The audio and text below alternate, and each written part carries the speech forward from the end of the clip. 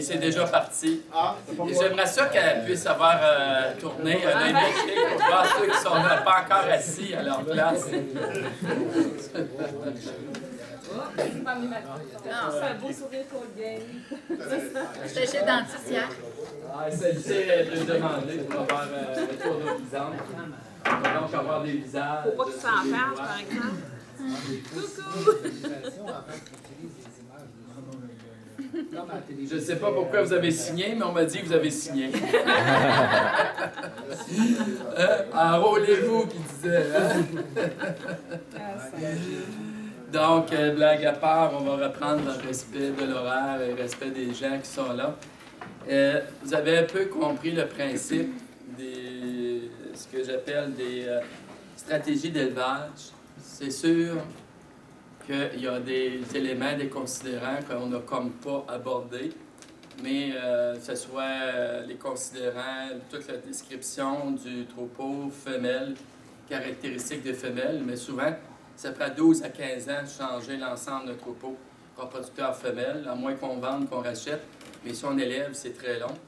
Vous avez compris aussi le principe que moi, je n'ai pas abordé l'élément conformation là-dessus, mais c'est sûr que ça fait partie de la donne au moment de l'achat d'un animal, que ce soit ou encore une femelle.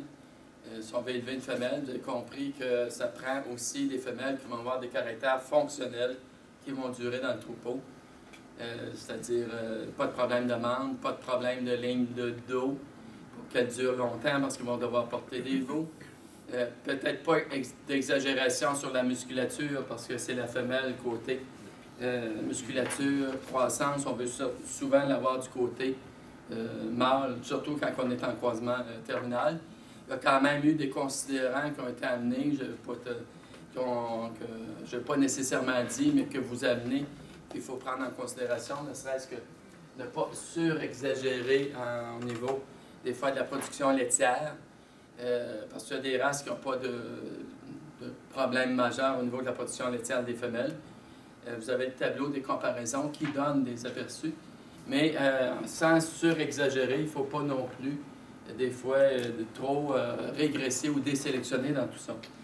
Donc, j'enchaîne. Mon idée de cas stratégique, c'est d'amener une ouverture, un horizon ou une réflexion, comment réagir ou comment conseiller des producteurs pour des finalités particulières.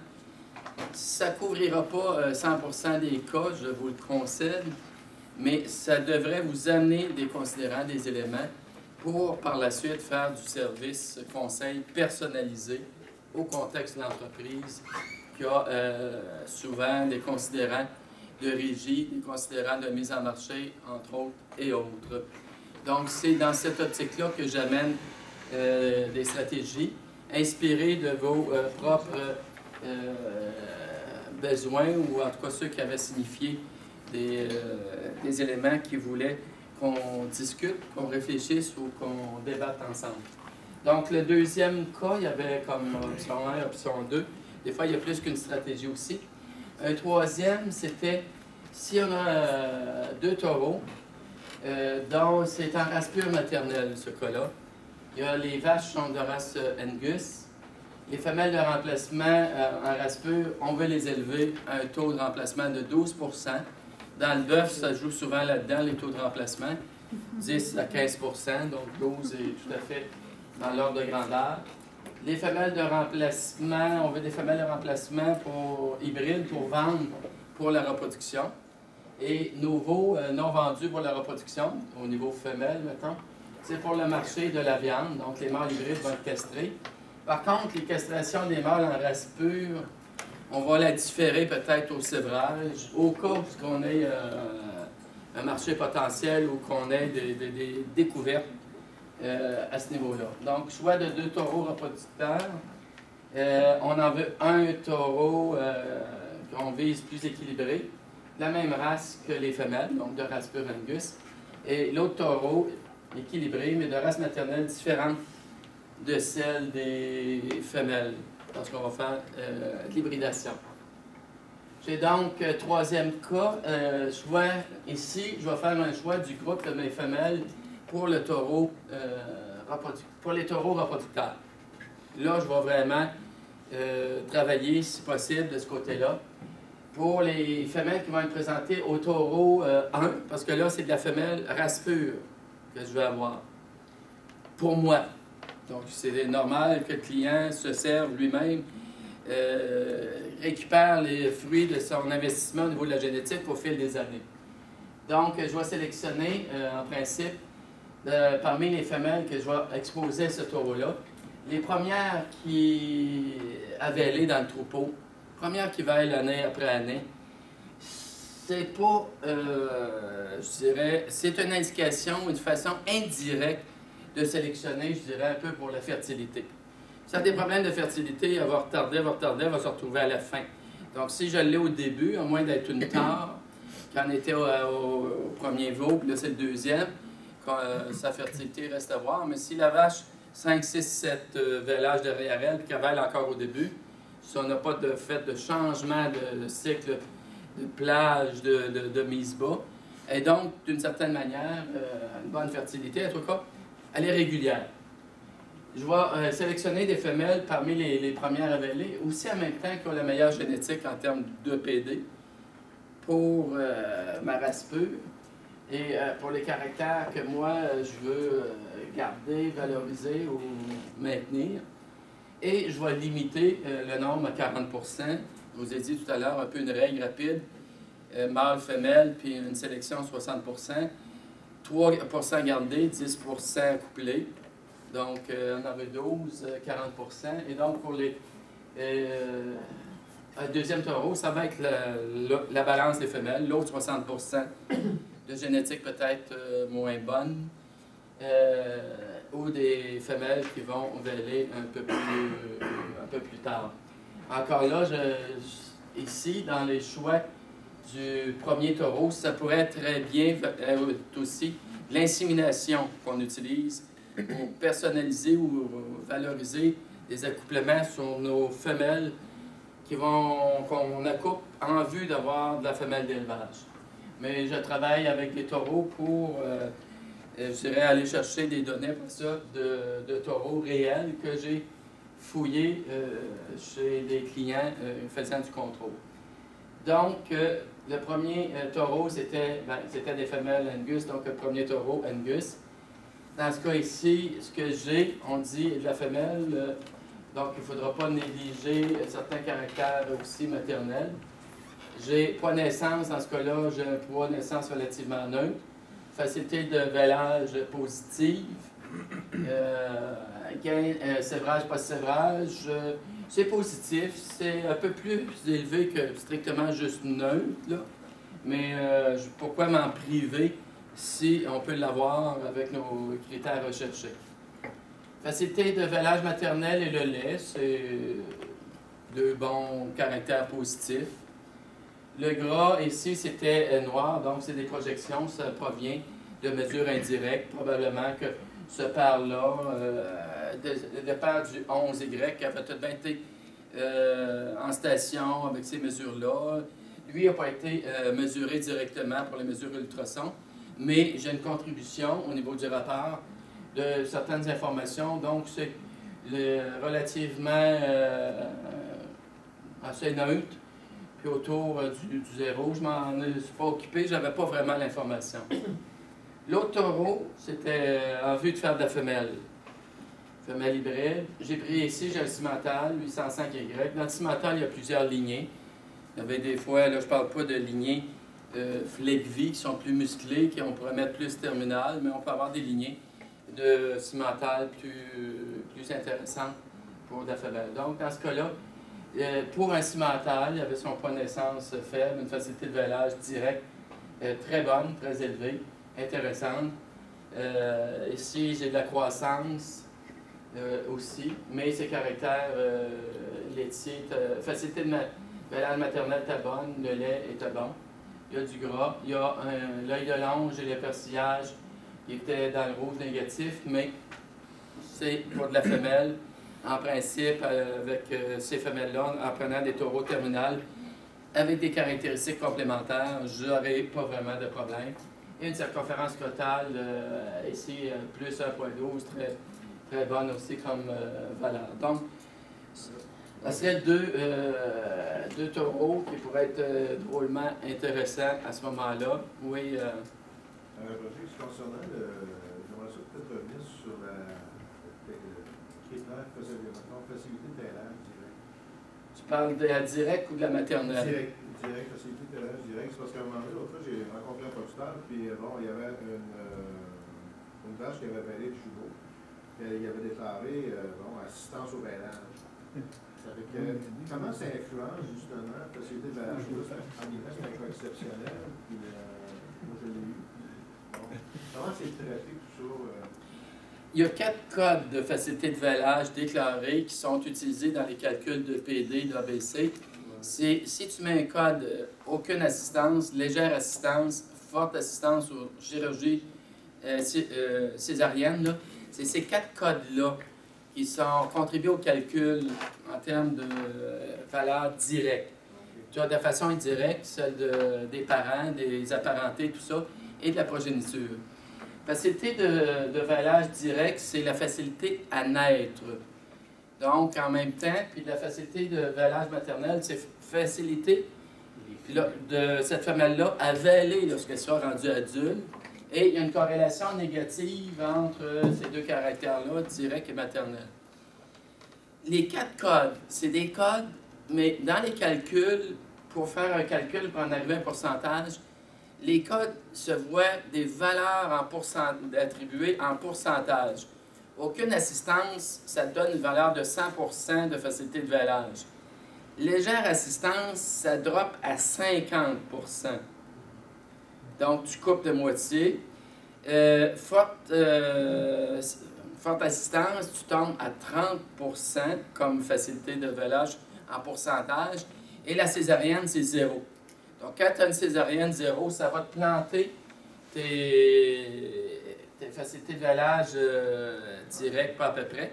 Mais déjà, une légère, déjà, ça a une influence. Et là, l'influence réelle, il faut remonter, je dirais, à l'héritabilité du caractère et tout ça. Mais... OK, dans le fond, dans le cas que j'avais, c'est parce que un simple par rapport à des jumeaux, des fois, les jumeaux demandent une intervention, puis c'est voir comment... c'est sûr que si c'est la mauvaise présentation, il faut l'indiquer, vraiment mauvaise présentation, plutôt qu'une assistance au vêlage légère ou forte. Si présenté par le siège ou autre, une patte crochée, si c'est des mauvaises présentations, tu as avantage à mettre le code mauvaise présentation, ça c'est exclu du calcul. Comme si tu fais, puis là je pense pas que vous ayez vraiment des clients comme ça, mais à une époque, il y a des gens qui faisaient provoquer les vêlages provoqué, déclenché par le vétérinaire parce qu'ils partaient, mettons, puis ils voulaient être sûrs que la vache n'avait pas en les absences, puis ils avaient investi beaucoup, ils ne voulaient pas perdre le veau. Si tu mets le code V, vêlage provoqué, ça aussi c'est exclu des calculs. Donc la mauvaise présentation, intéressante de bien la codifier pour l'exclure. Si tu n'as aucune donnée, ça ne contribue pas. Si tu le laisses à blanc, il n'y a aucun calcul. C'est les 4 codes que je vous dis qui sont utilisés dans le calcul de ces 2 caractères-là dans une approche modèle multi-animal, multi-caractère, bien sûr. Mais ce n'est pas une échelle, mettons, linéaire, elle est vraiment... elle tombe rapidement du moment que tu as une légère. Donc, il faut que l'éleveur... L'idée dans tout ça, il faut que quand sur une ferme, il faut que l'éleveur soit toujours cohérent dans sa façon de le coder. Si c'est légère pour elle, il faut qu'après ça, pour toutes les autres, ça soit à peu près légère pour le même genre d'intervention. Mais je vous dirais, ça va se passer en votre absence. C'est eux autres qui vont le coder. Mais c'est important de lui passer le message, de bien le faire. Roger, une petite chose que je ferais aussi, si c'est pour l'utilisation avec en hybridation, la stature est importante. Si on peut l'avoir du taureau. On a la stature, si la hauteur orange de l'animal est mesurée, la stature, vous allez le retrouver à l'écran, dans le système. Et vous avez aussi un EPD-ABC de hauteur aux hanches à l'écran qui ne figurera pas sur les rapports. Ici, j'ai mis que les caractères publiés sur les rapports, mais dans le système à l'écran, vous l'avez. l'EPD-ABC de hauteur aux hanches, parce qu'il est arrivé plus tard dans le développement, c'est dans le système à l'écran, mais pas sur les rapports. Mais c'est important, bon point. Antoine, tu l'as, il s'agit peut-être de le noter ou d'aller chercher à côté pour ne pas le perdre de vue aussi. On va embarquer dans le quatrième cas, puis lui, on va peut-être on va en débattre un petit peu plus. Le quatrième cas, c'est en raspure terminale. Puis c'est des choix de taureaux, donc j'ai 3 taureaux dans ce cas-ci. Je commence à multiplier là, les options. Tu as des femelles de remplacement raspure terminale, qui vont être élevées. Un taux de remplacement de 12, toujours le même principe.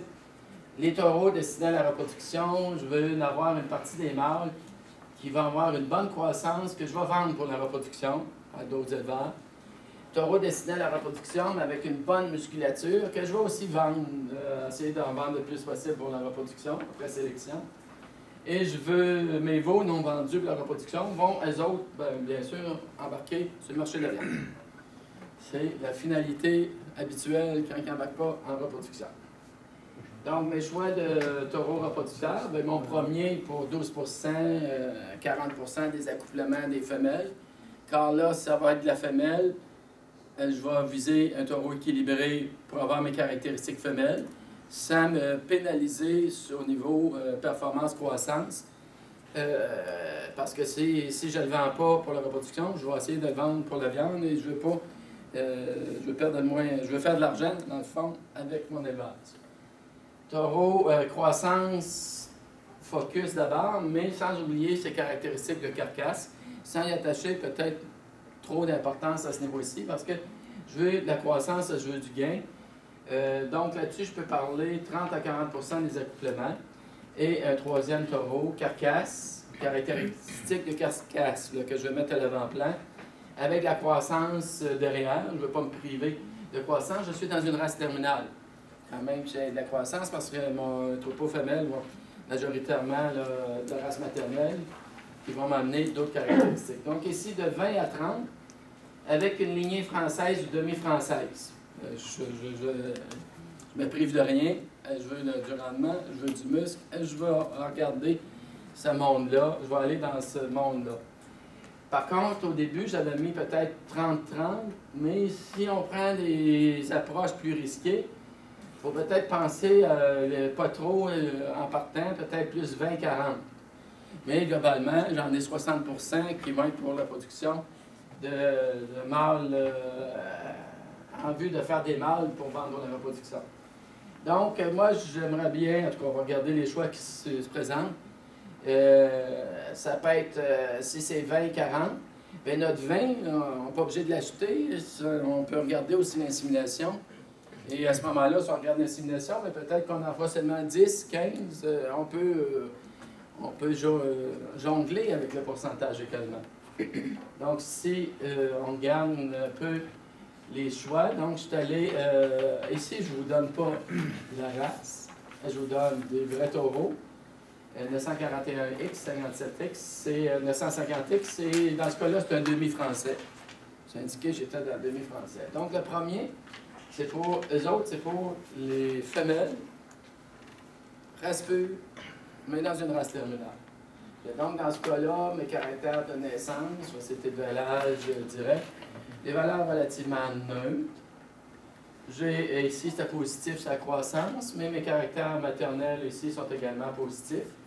Là, ici, je peux peut-être m'en permettre un peu plus au niveau du lait, quand on est dans des races comme celle-là, on a peut-être moins de problématiques.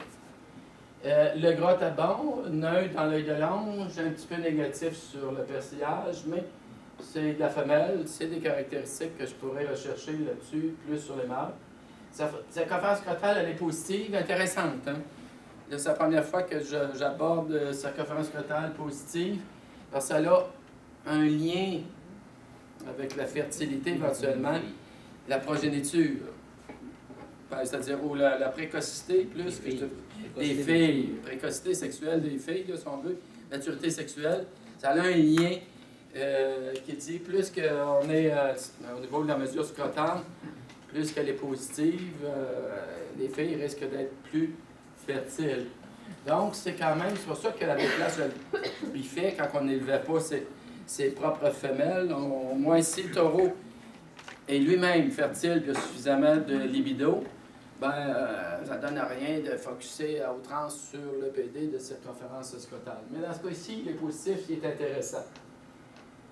Mon deuxième, je vous avais dit de la croissance d'abord, puis sans négliger le muscle, mais je ne vais pas dans des lignées plus spécifiques comme française ou demi-française.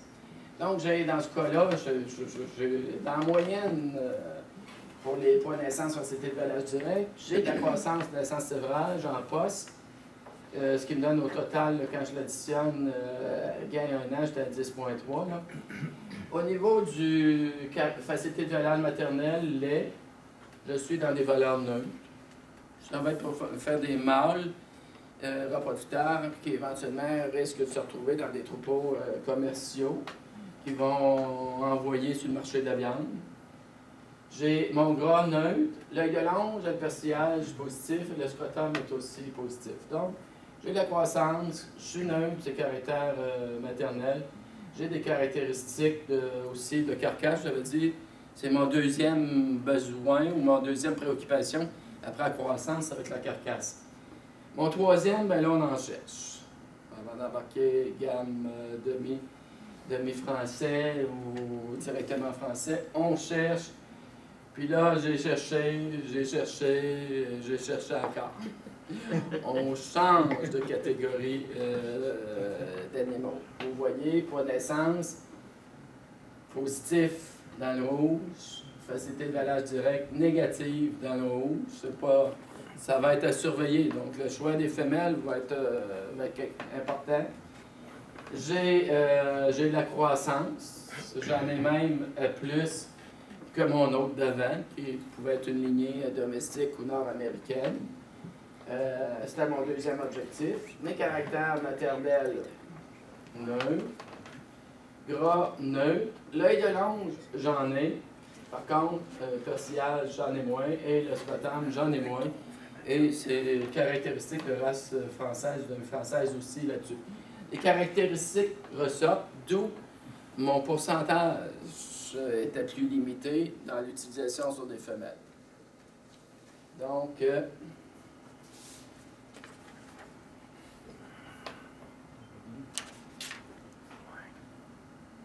juste avant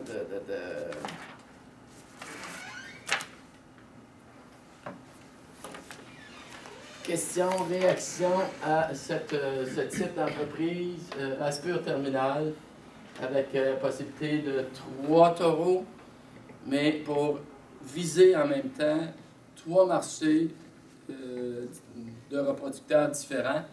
Un marché pour ses propres femelles, qui n'exclut pas qu'il va pouvoir peut-être en vendre aussi à d'autres. Un marché pour les mâles, mais avec un volet là, que c'est une race terminale, donc il faut quand même de la croissance et du rendement viande. Réaction. Question. Jocelyn. Question?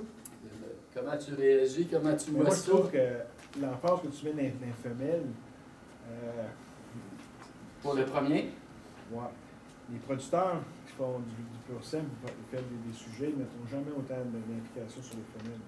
Autant d'importance à les femelles qui vont remplacer le troupeau. C'est le taureau 2 qui devient plus important. C'est-à-dire de la croissance puis des caractéristiques relativement neutres au niveau des données de poids, facilité de vêlage et caractère lait puis facilité maternelle? Il regarde la croissance surtout, il regarde ce qui va se vendre, qu'est-ce qui va. Toute l'entreprise est orientée là-dessus, puis il délaisse le côté féminin. Est-ce qu'il progresse au niveau du lait? Non. Pourquoi? Là, Parce que ça me préoccupe pas. C'est ça. Ça peut-tu les piéger? non, c'est en terminale, c'est clair pas, parce que T'as peu. Les autres doivent se renouveler aussi. Il faut qu'ils se renouvellent. S'ils régressent, même tu y plantes les ABC, qui a régressé par rapport à d'autres races qui ont avancé sur le lait, ils vont se situer où? Il faudrait qu'il y ait 2 taureaux. Il y en a 3. Tu voudrais 2 taureaux pour la femelle ou 2 taureaux pour la croissance? Un pour la femelle puis un pour la croissance. Là. Mais sinon, j'irais avec le numéro 2. Là. Il y en a 3. Là. Il va marcher avec 3 ou de l'insémination. 2 plus l'insémination. Okay, il va marcher avec c'est la situation. Oui, oui. Le 100 vaches, il y en a. Oui, c'est ça. Il y en a besoin de 3 ou 2 plus l'insémination. Puis il veut diversifier son marché pour se démarquer.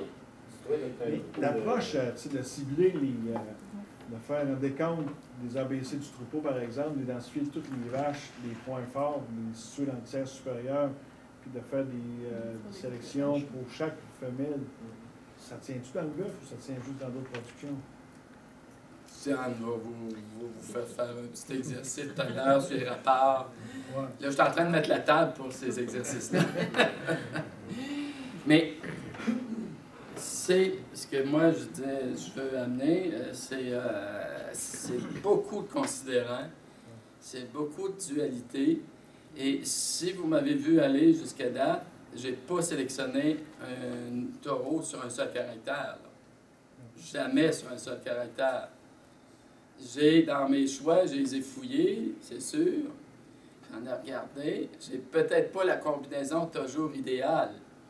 Mais autant je ne sélectionne pas sur un seul caractère propulsé pour aller rapidement, plus vite dans le progrès génétique sur ce caractère-là, autant j'ai limité le nombre de caractères en rouge pour ne pas régresser non plus sur des caractères, trop de caractères. Ce qui me fait peur, c'est les femelles qui vont être choisies pour être exposées au taureau 1 et taureau 2. L'allure qui est beau en voir.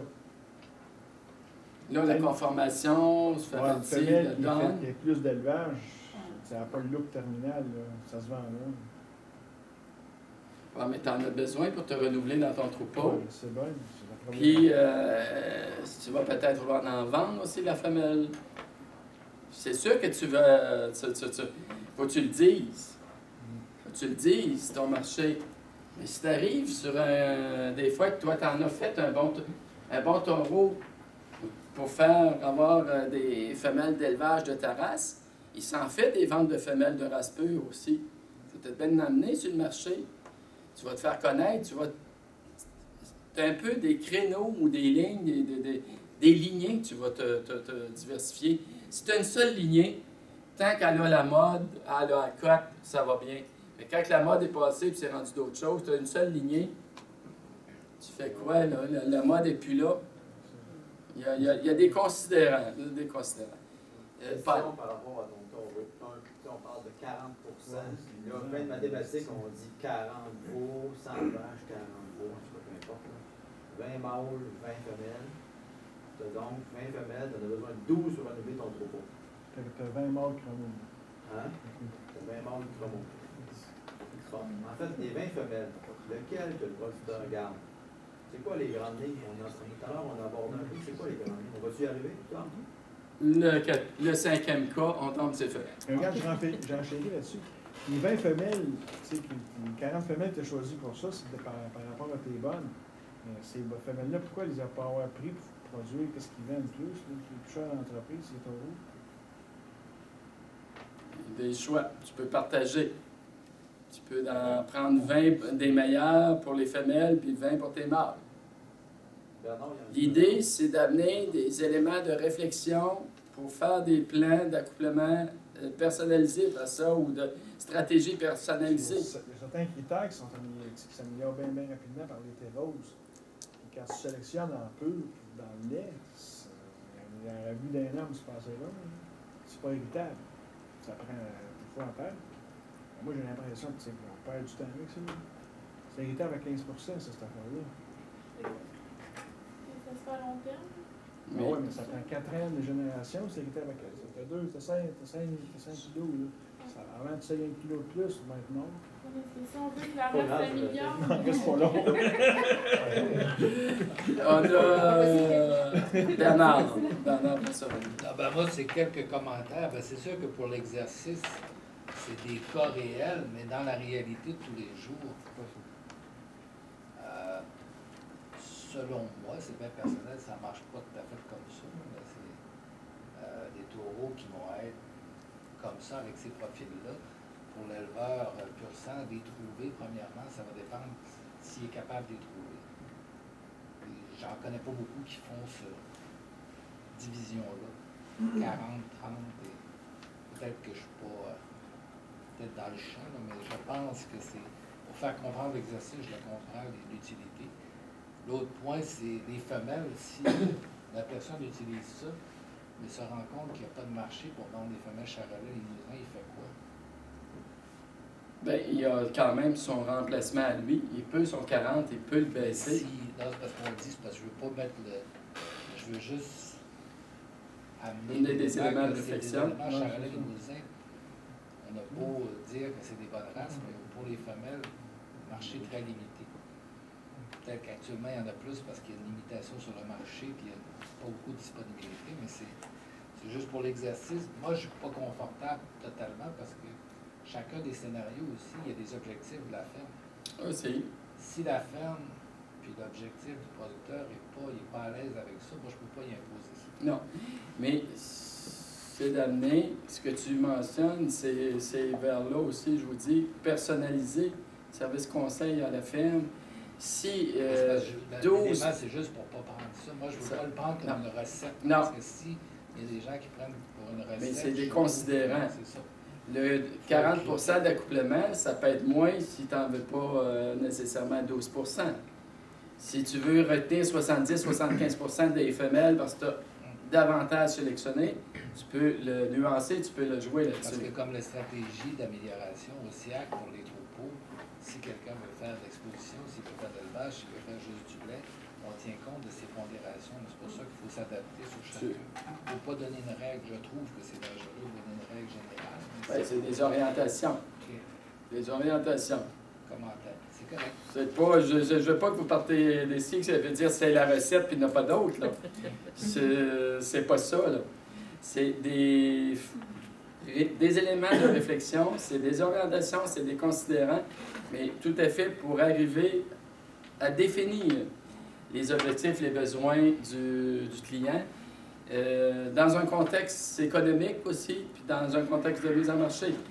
Une année, il peut bien vendre ces animaux, puis n'en manquer pour la vendre, pour les vendre. Manquer d'animaux à vendre, puis une autre année, il va en avoir trop. C'est ça aussi la loi du marché. J'ai vu, c'est René, avant d'embarquer après ça, c'est femelles. C'est certain, c'est 20% pour faire de l'argent, fait compte, grosso modo, au travers de la masse. Il faut que tu t'organises pour rester dans le top. Il faut que tu te planifies une stratégie qui va te permettre de rester dans le haut de la pyramide. Là. Et puis, le choix aussi, c'est que question taureau 1 ou taureau 2, ben là, à un moment donné, est-ce que tu vends ta meilleure génétique ou ta meilleure génétique, tu la gardes pour toi? C'est un choix à faire. Si tu veux rester dans le top, il faut que tu commences par te servir toi-même. Ça n'empêche pas que les femelles qui vont être faites avec le taureau 1, ce choix-là est fait pour produire des femelles, mais il va sortir quelques bons taureaux aussi là-dedans qui vont être destinés à la vente. Là. Puis les éleveurs dans ceux que j'identifie, quand je parle souvent des 4 ou 5 ou 6 meilleurs au Québec, que peu importe si ce soit dans le Charolais ou le Limousin, ils ont quelque chose qui ressemble à ça comme stratégie de choix de taureau. Par exemple, l'entreprise que j'ai visité il y a un mois et quelques, la première formation, à un moment donné, ils ont une stratégie un peu dans ce style-là. Ils sont dans les tops, puis dans 15 ans, ils vont être encore dans les tops parce qu'ils se donnent une stratégie pour être là.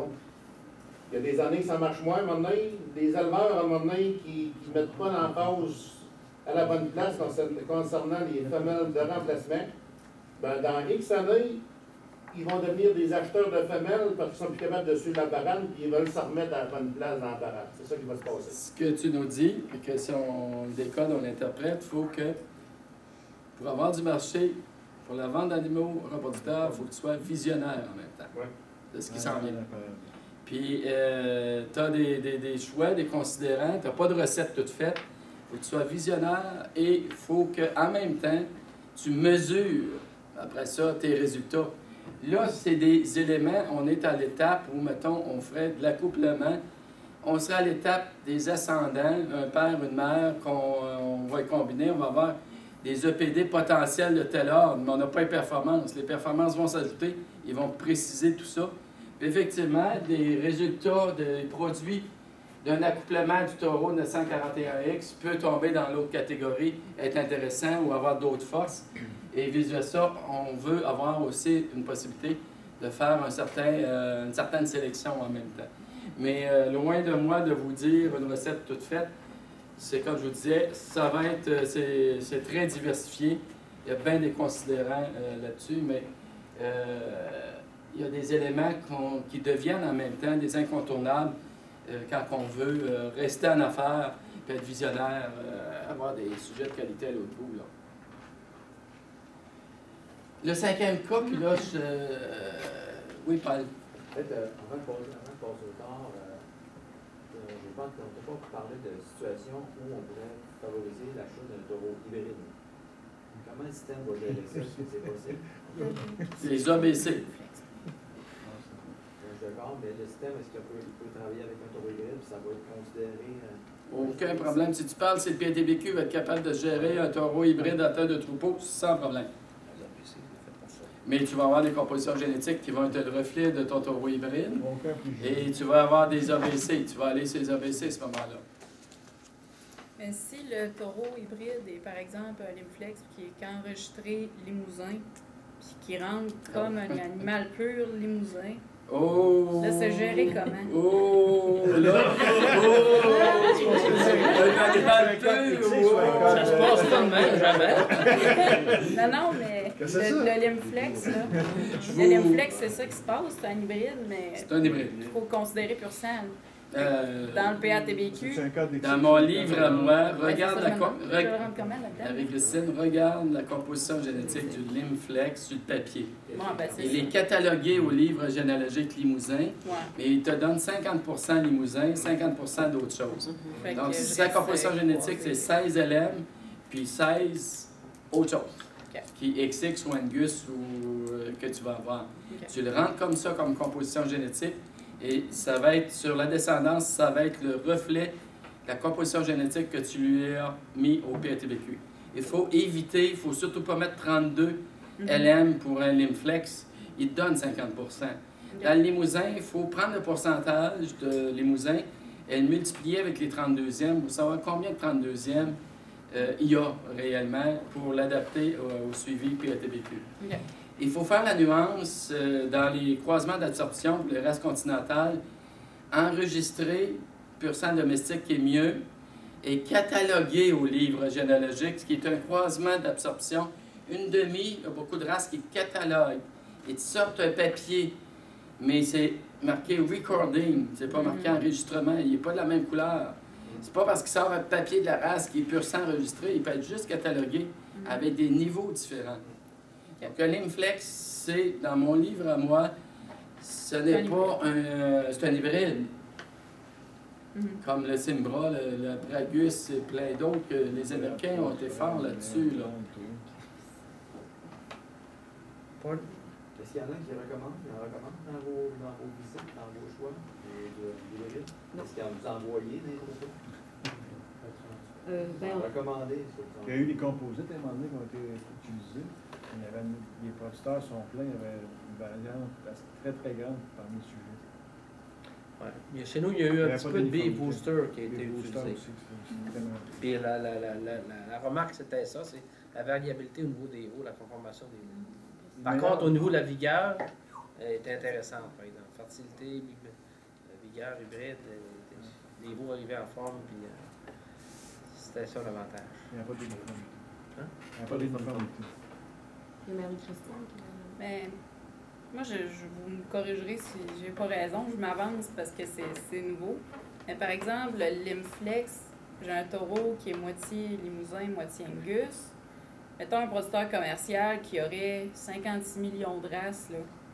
S'il y a un Limflex, mettons, qui va chercher pour les femelles qui ont plus de maternelle, il va chercher un peu le mus du Limousin, puis il va chercher l'Angus pour ses vaches, je sais pas moi, Charolais, croisées. ça peut-tu être pas pire pour un élevage?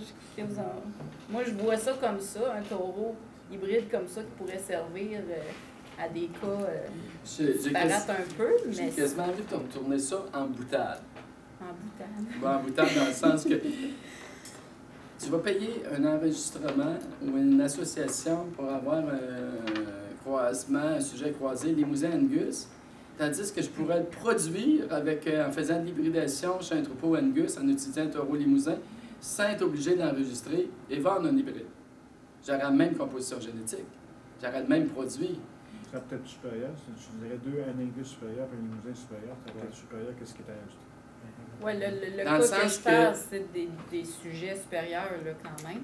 Mais, Un race pur, autant un race pur Limousin qu'un race pur Angus, s'ils utilisent l'autre race pour avoir des veaux hybrides, ils vont les avoir, puis il n'y aura pas besoin de porter des enregistrés au livre généalogique Limousin, mettons, avec des frais. Il va t'offrir un produit équivalent, de même composition génétique, pour lequel il pourrait avoir des ABC, mettons, PATBQ. Oui, mais dans ce cas-là, pourquoi les Américains ont décidé qu'un Limflex c'était bon puis qu'ils ont décidé d'enregistrer ça? Je veux bien. Moi, c'est ça, j'ai pensé en premier. Je me dis, ben, c'est un hybride comme un autre, mais je vois pas dans ce cas-là c'était quoi l'intérêt. C'est pour ça que tu te dis. Regarde qui les vend. Bon, il faut. La question, est-ce qu'on l'utilise, est-ce qu'on le recommande? Et considérant si tu as des mâles hybrides, ce qui était ou composite, ça va t'amener plus de variation dans ton produit. Ça, c'est une chose. La vigueur hybride chez le mâle est peut-être moins importante que la vigueur hybride chez la femelle. Pourquoi? Elle est bonne. Bien, au niveau c'est du. important parce que... Bien, pour l'accouplement, après ça, c'est la libido. Mais après ça, ça te donne quoi? La libido. Roger, on va accélérer un petit peu. Comme tu veux, c'est parce que... c'est effectivement, il y a beaucoup de contenus qui s'en viennent. Il va y avoir une partie sociale ce soir. Là. Ça sera peut-être dans votre partie sociale. Vous vous rapprocherez, vous en débattrez, on pourra en parler davantage à ce moment-là. Parce que tout le monde de l'utilisation de mâles hybrides, synthétiques ou autres, regardez l'évolution, les affaires dans les centres d'assimilation qu'on a dans l'Est. Il n'y en a pas tant que ça. Ça a monté, ça a baissé. Pourquoi? Il y a des fois, il peut y avoir des différents considérants. On a eu plus tendance à produire en structure des mâles en race pure avec des femelles croisées. Tu as regardé la qualité des parents de ces mâles-là? Moi, non, je peux pas dire.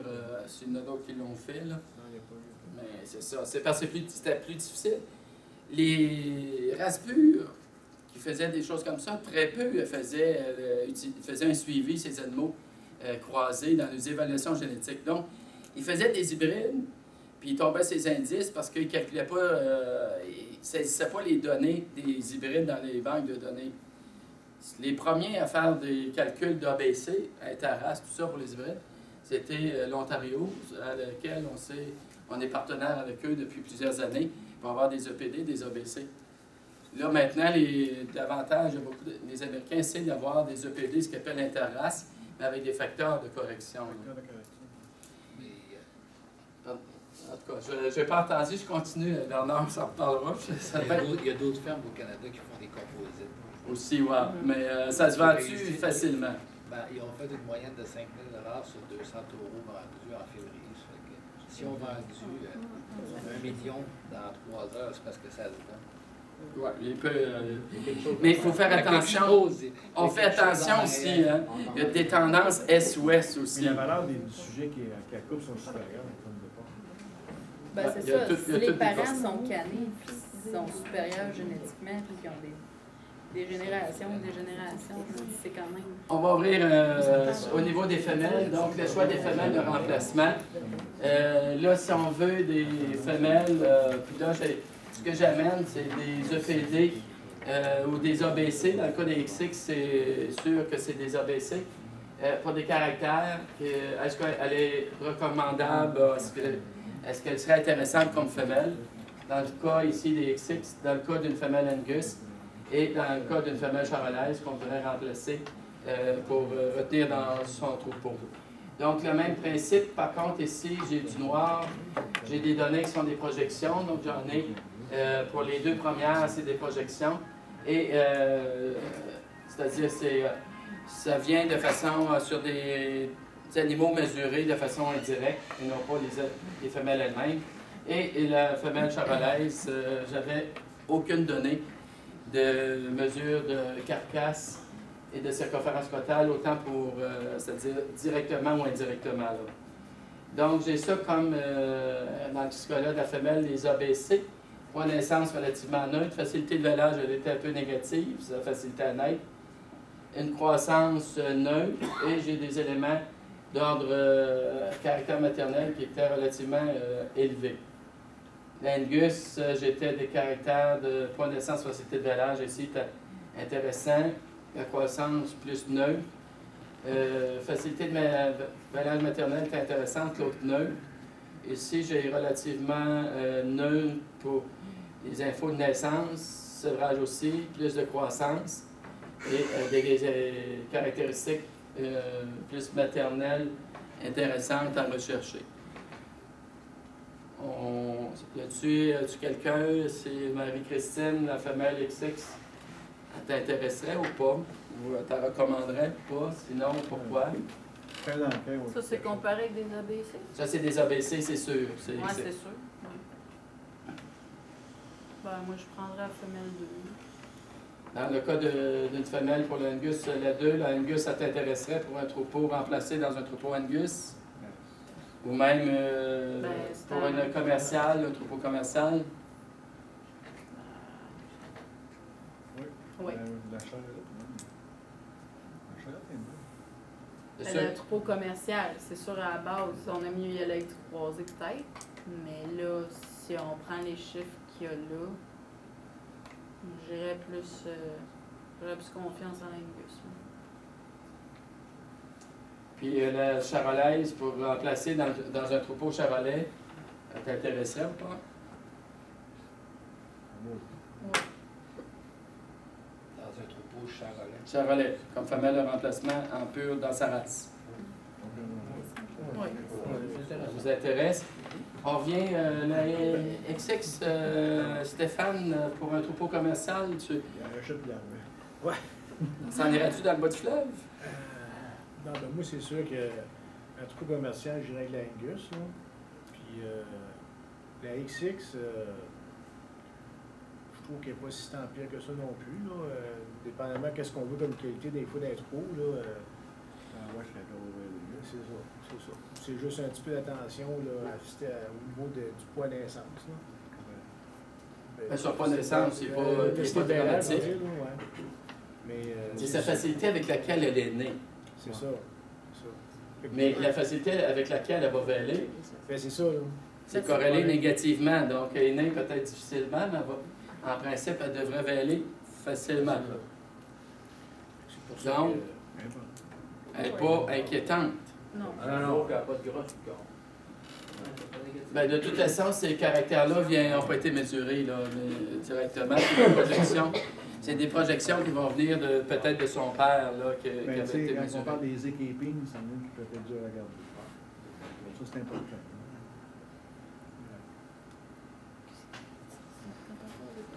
Easy keeping. Facile à garder. Easy doing. Avant de passer, peut-être avant de passer à l'ensemble du bloc des rapports, stratégie d'élevage, question existentielle.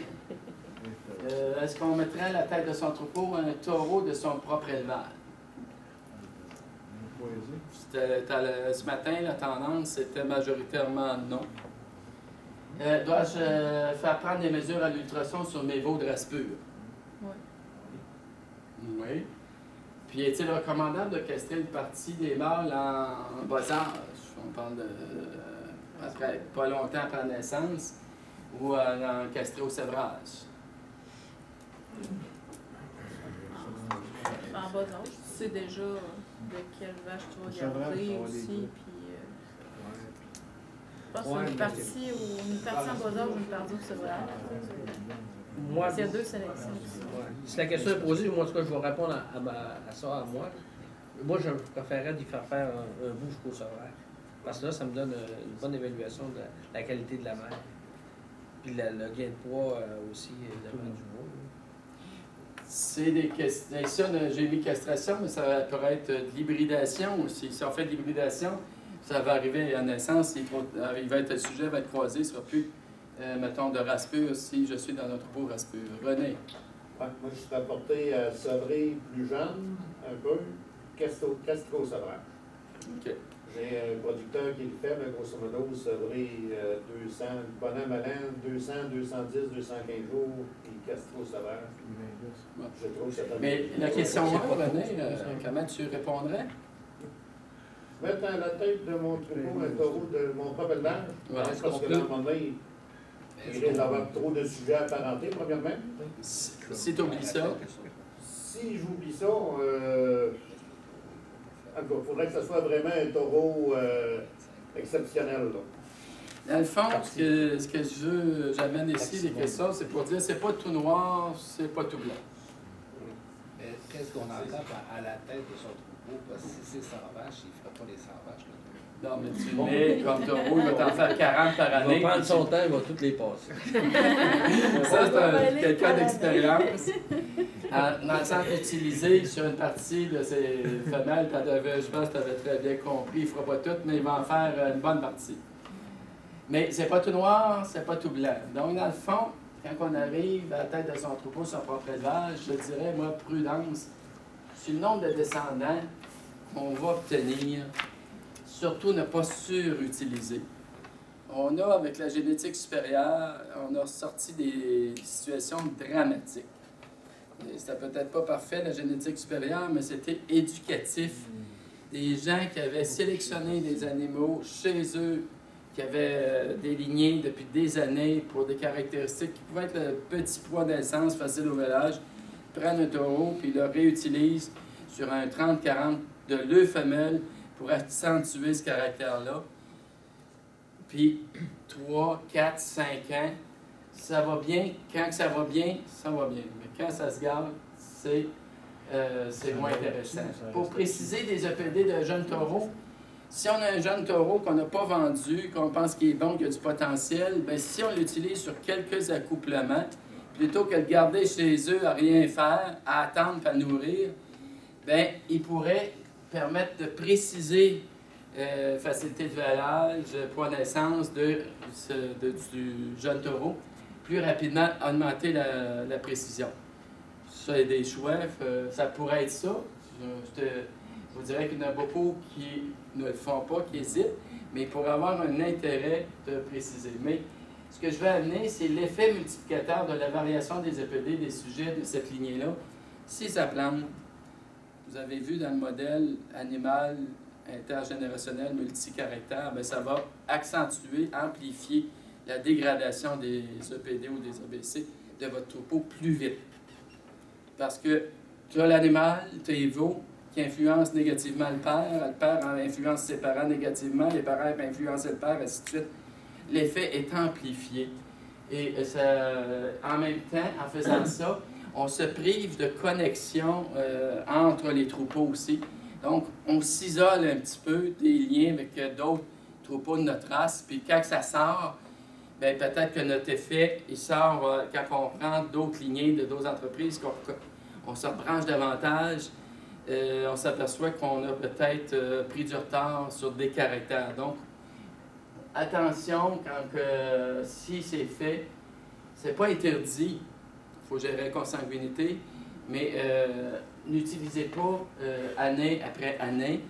Puis je vous dirais, évitez surtout que ce soit dans des troupeaux où il y a un seul taureau, parce que là, on devient dans un troupeau fermé, à moins de faire de l'insémination. Donc, s'il y en a plusieurs, peut-être pour une petite partie pour accentuer des caractères, mais pas plus, ou vraiment de façon plus ponctuelle.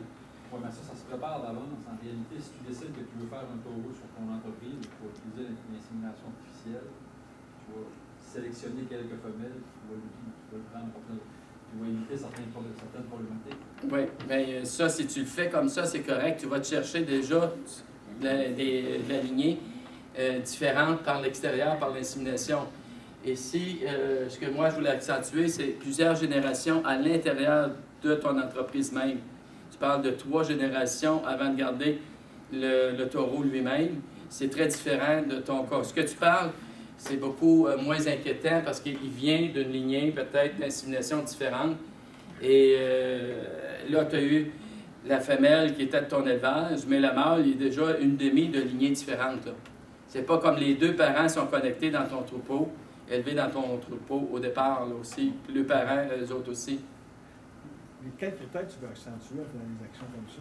As-tu d'autres? Ben, moi, ce que j'ai vu, ce que les gens disaient, c'est le poids de naissance, facilité de velage. Pour ne pas avoir de difficulté, il y a des gens qui cherchent des taureaux pour des tares, pas de problème. Je l'ai vu dans ce sens-là. Mais pour point de vue gain, cette stratégie-là fonctionne-t-elle? Bien là, il avait trop focusé sur ces 2 caractères de poids de naissance et de facilité de velage. Le gain, c'est ça qui l'a le choc, c'est que le gain il était en dessous. Il se faisait ramasser par la définition génétique supérieure, par les seuils de disqualification des gains, puis là, il n'y a plus rien qui passait. Et là, c'était pas c'était la définition qui était plus bonne, c'était le système qui était plus bon, c'était pas son choix génétique là, qui était à revoir. Vous voyez le débat, là. Ouais, c'est ça. Puis s'il était en version non supervisée, gain, naissance, sevrage, puis le lait, les 2 critères. C'est pour ça que la génétique supérieure, ça a eu un effet culturel important, un éveil. Bon, les mesures à ultrasons, je dirais, c'est une nécessité pour avoir de la précision intéressante pour les caractères EPD et ABC de Carcasse. Là. Ceux qui sont dans le race pur, qui veulent vraiment se démarquer, n'oubliez pas que les stations sont comme... il va peut-être avoir des centres privés d'élevage de bovins, mais moins que les stations traditionnelles qu'on connaissait. Donc, les mesures à l'ultrason peuvent être saisies au PTVQ et contribuer au calcul de PD d'ABC. Et si vous n'en envoyez plus dans des stations, les centres privés, mettons, pensez à les faire à la ferme pour l'avoir dans vos lignées, pour offrir des taureaux avec plus de caractères PD ABC. Et c'est des caractères qui ont des irritabilités généralement relativement intéressantes aussi. Donc, offrir des animaux avec chiffres. Faire mesurer autant ses femelles que les mâles. Parce que la femelle, une année, elle va alimenter les EPD ABC du père, de la mère. La mère, ça a un mâle l'année d'après, elle va bonifier les EPD ABC de son demi-frère qui va naître 1 an après. Puis ça va influencer dans toutes les généalogies, toutes les lignées de la ferme. Le classement qui revient, le rapport des descendants de la Fédération d'abattage, les données de Carcasse. Ils participent-tu au calcul des... Pas encore. On a un projet en cours avec Bio qui était pour 2 ans. Et on est dans la 2e année. J'attends des indications de départ pour voir si ça a des chances, mettons, de contribuer. Là. Il y a des choses encore, des travaux à faire, mais l'intention, c'est d'aller vers là, que ça soit utilisé dans les EPD et des ABC, effectivement. C'est l'intention. Mais le modèle n'est pas encore au point pour les utiliser. On travaille là-dessus. Puis la castration, c'est des questions de régie, de marché, tout ça. C'est le marché potentiel pour l'ensemble de ces mâles, où il ne les vendra pas tous. Castration bas âge, ça pourrait, des fois, enlever du suite du circuit des animaux qui ont des poids de naissance extrêmement élevés ou des facilités de velage atroces. À naître, là, castration par sévrage ou tu as gain naissance sévrage peut être intéressant de différer à ce moment-là. Parce que rendu au sévrage, tu as déjà 5 EPD, comme on a vu. Et sans oublier qu'un nombre minimum de 5 sujets dans un groupe contemporain pour la partie post-sévrage, pour les indices EPD-ABC. Donc, il y a toujours une dimension de la ferme à ne pas oublier. Si en casque et qu'il tombe à 4 en post-sévrage, qu'il garde chez eux, bien, il va perdre sa contribution du post-sévrage pour les 4 autres. Donc, il y a toujours une forme de choix et de prudence. Et bien sûr, post-sévrage, éventuellement, il le ferait au... Est-ce que vous connaissez beaucoup commerciaux qui ne castrent pas? Vous connaissez beaucoup commerciaux qui font ça? En partie pure sang, en partie commerciale. Oui, t'en as. Plusieurs. Ils sont tous au Donc- élastique, au castro sauvage. Ils ont tendance à séparer niveau mâle et niveau féminin. Donc, on va passer du côté des rapports et je pense, je regarde, il nous reste grosso modo 2 heures. Et il reste plusieurs contenus avec 2 exercices pratiques. Je vais donc me concentrer, accélérer sur certains éléments, me concentrer sur des choses ciblées. Je vous invite dans la pochette, vous avez des spécimens de rapport. Je ne les ai pas tous mis, mais je vous invite à prendre les spécimens de rapport de la pochette. Ils ne sont pas capturés dans le PowerPoint, je les résume différemment, mais de les avoir sous les yeux pour référer à ce que j'amène. Là-dessus, sur le spécimen de rapport, c'est strictement des choix, je les ai pris pour les choix de compte, c'est-à-dire de données, de variables, c'est pas pour les choix, les résultats.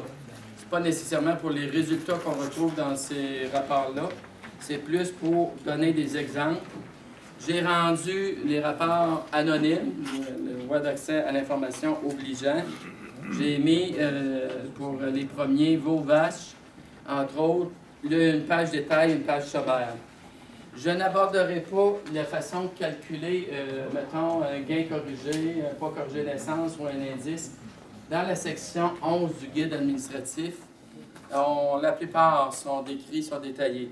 Donc, quand je vais donner des calculs, c'est pour ce qui est fait à l'exécution du rapport ou ce qui n'est pas dans le guide comme tel pour vous donner des balises. Les principaux rapports, les deux derniers, la liste fiche vache et attestation, je n'ai pas mis de modèle parce que c'est juste quelques éléments, puis on n'est peut-être pas rendu là nécessairement. Donc, les 5 principaux sur lesquels je vais focuser, c'est ceux-là. Donc, veaux, vaches, progéniture de taureau, EPD-ABC. Il va y avoir un exercice que Diane va nous partager sur le rapport des veaux et un autre après ça, EPD-ABC.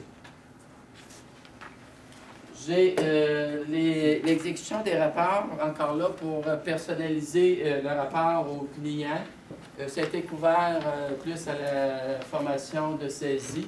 Je n'irai pas très loin, je veux juste dire, bon, exemple, dans ces critères-là, il y a des critères, mettons, de bris par lot. Si on lot de groupe, lors de la formation des groupes contemporains, si on met des lots 1, 2, qu'on fait un bris, bien, les rapports vont être séparés. Pour les lots 1, du lot 2, il va y avoir un sommaire par lot. Il y a des critères fixes qui déterminent la sélection de nos données, d'où l'importance des dates, les choix de date, début, de fin, de contrôle. On peut personnaliser en fonction du cycle de l'entreprise. Puis on peut faire des demandes, ce que moi j'appelle en batch. Le terme français devrait être en lot, mais je ne vais pas confondre avec le lot dans le contrôle. Donc, des impressions de groupe ou groupés.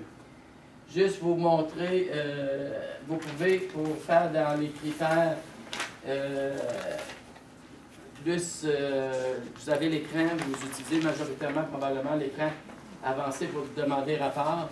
Les opérateurs logiques, ils fonctionnent, mais il y a une logique d'utilisation, effectivement, dans le sens que ça, c'est une bonne logique. Si on rouvre une parenthèse, il faut la fermer.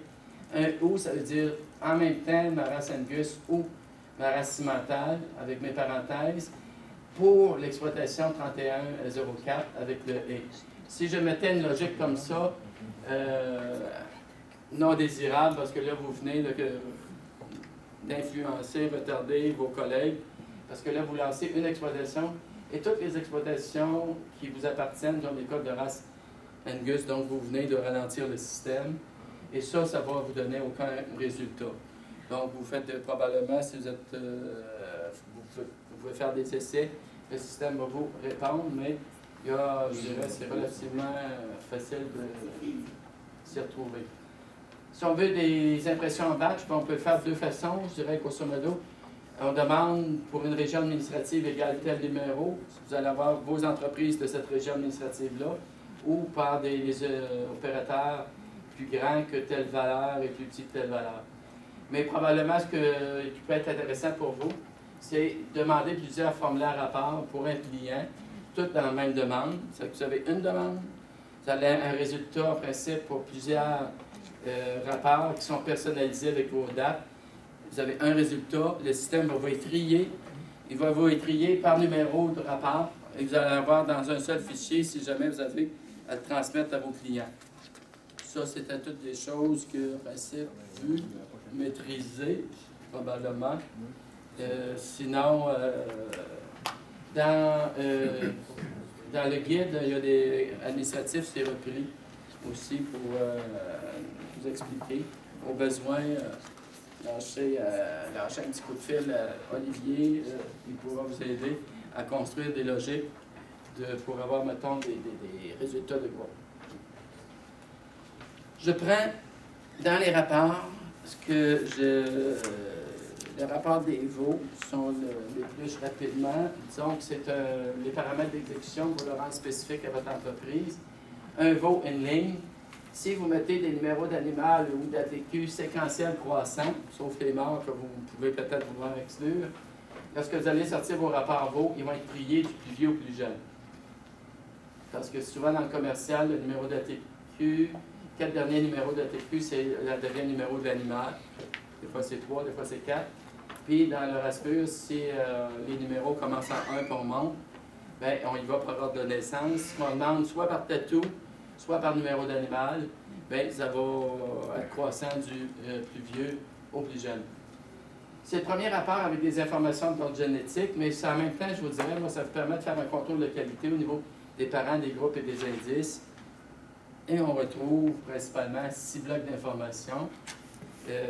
6 blocs, là, dans le détail, c'est le bloc identifiant des parents, le bloc veau, naissance, contrôle demandé, présévage, sevrage, poste, c'est les blocs sortis. Il y a 2 sommaires à la fin. C'est la page de verso. Donc, il y a un sommaire qui donne pour les données brutes, puis un autre sommaire pour les données corrigées indexées. Et les moyennes, là-dessus, dans le sommaire, les moyennes pondérées des GMQ réels, ça tient compte de la durée de la période. J'appelle ça une moyenne pondérée plutôt qu'une moyenne mathématique ou arithmétique. Je donne l'exemple dans le bas. La moyenne pondérée, si on avait un animal qui avait fait une croissance de 3 kg par jour sur 50 jours, un autre qui avait fait 1 kg sur 200 jours, bien, la période de 50 jours a moins d'impact dans le résultat de la moyenne que celle du 200 jours. C'est pas une moyenne arithmétique, on aurait fait 3 plus 1 divisé par 2 parce qu'on a 2 sujets, on aurait eu 2 kilos par jour. Et si le 3 fois 50 jours, le 1 fois 200 jours divisé par 250 jours au total, on a une moyenne globale de troupeau pour ces 2 sujets-là de 1,4 kg par jour. Donc, c'est la logique de calculer des moyennes dont la période est prise en compte pour vous donner un portrait fidèle de ce qui s'est passé sur l'entreprise. C'est beaucoup plus difficile de garder un gain. On ne gardera pas nécessairement un gain de 3 kg par jour pendant 200 jours. Mais sur 50 jours, on peut peut-être le faire. Donc, c'est ça qu'il faut prendre dans les sommaires. C'est pas toujours évident parce que des fois, il y a pas j'ai exagéré les écarts entre les durées de 2 animaux plutôt, pour vous montrer la logique qui est derrière le calcul de moyenne. Donc, après ça, tu as les ventes. Puis là, je le dis, tout le monde, juste pour être sûr que personne ne va se faire piéger. Si on vend pour la reproduction, bien, les prix, le revenu va être souvent collé avec les données génétiques. Si on vend pour le marché de la viande, bien, l'argent, c'est les données techniques qu'il faut regarder. Ce n'est pas le gain corrigé, c'est pas le poids corrigé à 200 jours. Pour le revenu économique, ça va être le poids réel qui va être vendu. Donc, c'est juste pas être sûr de ne pas se faire piéger parce que dans le détail, toute l'information, elle est sur un veau, elle est collée. Elle est collée des fois dans le même bloc. Quand on arrive au niveau de la sortie, on parle au niveau du bloc sortie, puis après ça, on va voir au niveau du sommaire, on a des informations moyennes. Donc, dans les blocs, on a des informations, l'identification des parents et du veau et la composition génétique. Ça permet l'identification des parents, entre autres le veau, la mère. Ça va nous permettre de faire le lien avec la mère pour se propulser sur le rapport des vaches. le rapport des EPD ou des ABC, ça vous permet de faire ce lien-là facilement. Mais la composition génétique, on l'a ici. On n'a pas ces ABC maintenant. Bien, ça peut être intéressant de regarder la composition génétique si on veut sélectionner des femelles de remplacement. La performance, oui, mais sa composition génétique, est-ce qu'elle est souhaitable? Bloc naissance, les dates de naissance et entrée sont là. Facilité de l'âge, pas réel, les corrigés, le sexe.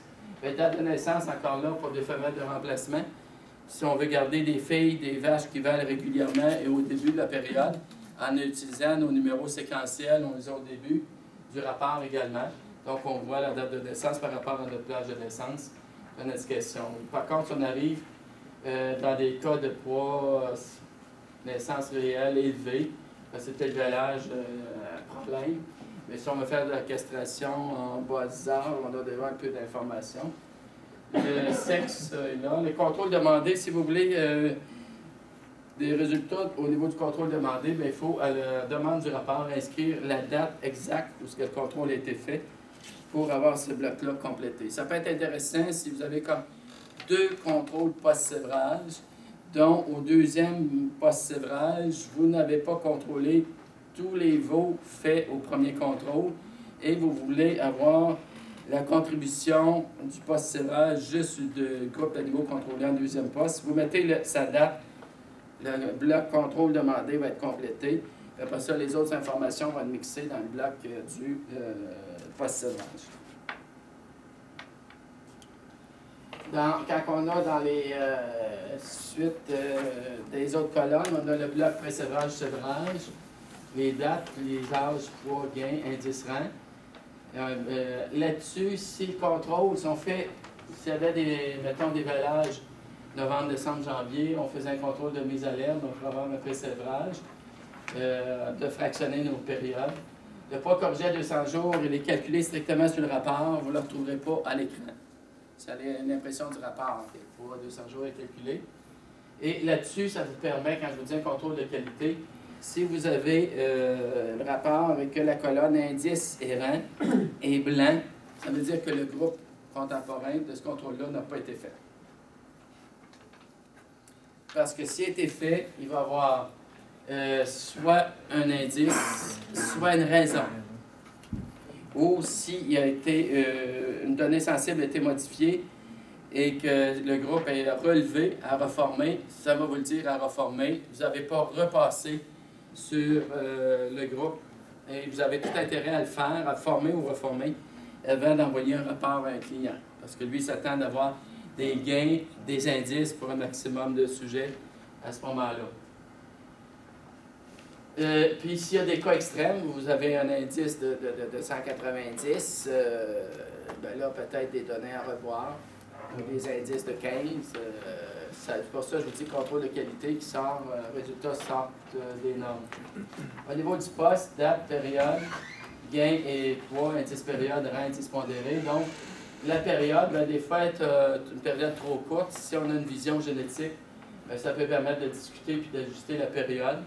On a vu ce matin, il y a possibilité de la remplacer par une période plus longue. C'est une option. Mais en tout cas, ça fait partie des considérants. 365 jours, c'est aussi un calcul à l'impression du rapport. Et ça permet de faire un contrôle de qualité également pour les mêmes raisons qu'au niveau du sévrage, pré-sévrage. Et l'indice pondéré, bien, il est imprimé sur une période de 90 jours et plus. Puis il est calculé, c'est là le 90 jours, Marie-Christine. Il va être calculé et imprimé seulement si la période de 90 jours et plus. Et c'est cette colonne-là que la financière regarde pour la stabilisation d'une tranche de poids additionnel pour les femelles de remplacement, vendues pour la reproduction, avec un indice de 92 et mieux. Sortie, bien, juste une petite note dans le sens que si vous voulez présélectionner ou marquer des sujets qui seraient intéressants à l'éleveur à regarder en vue de faire une sélection de ces femelles, bien, il faut s'assurer que les animaux sont encore sur la ferme. Donc, si vos données de sortie sont à jour, vous allez le voir sur le rapport. S'ils ne sont pas, bien, pensez peut-être poser la question, savoir si vous ne perdez pas votre temps, là, si les animaux sont déjà pas sortis. Dans les blocs des sommaires, bien, encore là, il y a 5 blocs. On peut avoir par sexe et total le nombre de sujets. bloc veau vendu. Donc ici, on a des moyennes pondérées, on a des moyennes de troupeaux par sexe. Au niveau du bloc veau vendu, on a un aperçu du volume mis en marché à ce moment-là, sommaire donné, corrigé, indexé, 4 blocs. Donc ici, dans ce partie-là du tableau du sommaire du bas, vous avez aussi les avortons, les veaux morts, et si jamais il y avait des animaux placés à forfait. Donc, c'est toujours important de saisir les avortons. Ça explique des fois des intervalles de volage longs, mais ça donne des statistiques, ça vous permet de savoir s'il y a eu des problèmes ou pas sur l'entreprise. Si l'éleveur vous le dit, bien sûr. Donc, c'est également, ce bloc-là, ces données indexées, bien, ça vous permet un peu de voir quelles étaient les moyennes des animaux pour lesquels on a calculé des indices dans le détail. Et l'autre bloc des mortalités avortons, ça vous indique, ça vous donne un aperçu des pertes subies dans le cycle demandé. Trucs et conseils avant de passer à l'exercice, évitez de multiplier les contrôles pour éviter le fractionnement des groupes. C'est une première sélection rapide des animaux. S'assurer de la présence de l'animal sur la ferme s'il y a des délais dans l'auto d'information. Ça va classer l'animal tout de suite par ordre dans son groupe sur le gain. En pré-sévrage, sont là par étapes. Sans oublier qu'il faut idéalement faire le lien du veau avec leur mère là-dessus. Puis il y a des éléments d'ordre administratif qui peuvent être utilisés. Pour la financière, je n'ai parlé, mais aussi pour les races pures, il y a la possibilité de qualifier des mâles pour la génétique supérieure dans le top 20 sur une base d'indice 15 du post-sévrage, dans le cas où il y a des groupes de mâles d'une même race de 10 et plus. Là. Je vais prendre une pause. Diane, tu veux-tu je passe les feuilles? Diane va, dans le fond, chacun a un peu sa méthode de travail avec ses clients. Diane va vous partager, elle, la sienne. Elle va vous un cas réel.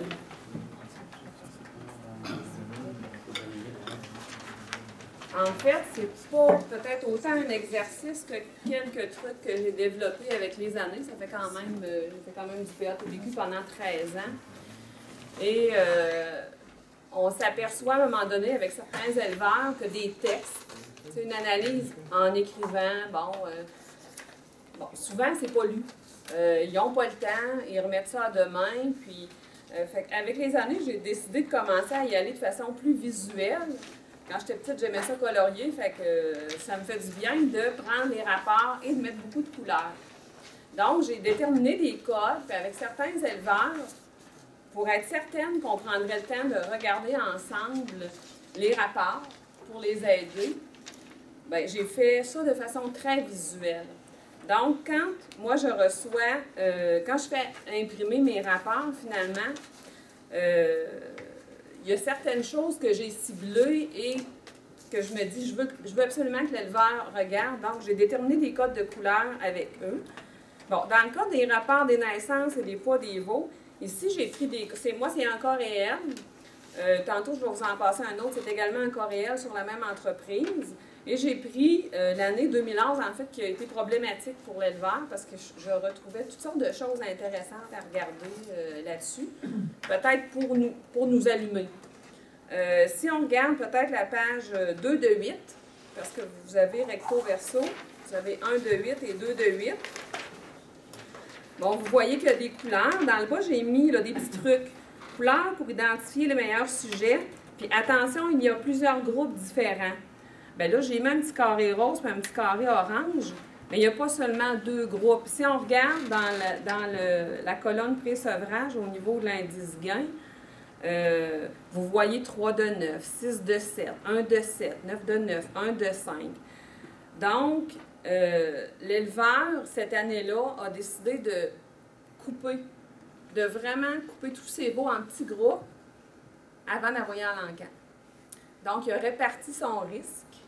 Mais en faisant des plus petits groupes, en fait, on l'a appris tout à l'heure, c'est que chaque veau a eu plus de conséquences, dans le fond, sur l'indice gain. Si tu en as seulement 5, ça vient contribuer pour 20. Bon, l'éleveur était au courant, mais l'éleveur voulait, lui, bénéficier au maximum des prix à l'encan, puis minimiser son risque financier. Mais, bon, c'était la stratégie qu'il a prise cette année-là.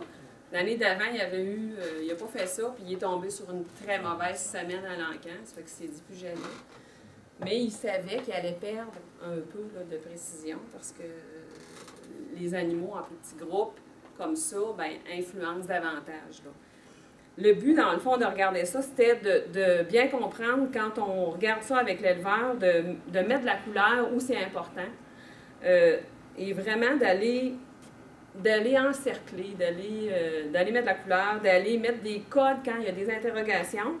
Et moi, à la page 2 de 8, si on regarde le troisième sujet, il y avait il est marqué mère bio. Donc, j'ai pas de femelle. Qu'est-ce qui s'est passé? J'ai pas de mère, finalement. Là, c'est là que moi, je dois faire mon contrôle de qualité. Est-ce que c'est mon erreur? Parce que des fois, l'éleveur, il t'envoie ses naissances, puis il manque une femelle, puis il te dit « Oui, je vais te rappeler. » Puis finalement, toi, tu continues à faire ton dossier, mais il ne te rappelle pas. Donc, c'est un peu tard, mais bon, tu peux toujours là, détecter, là, c'est-tu mon erreur ou l'éleveur n'a pas fait sa job, puis bon, peut-être aller corriger.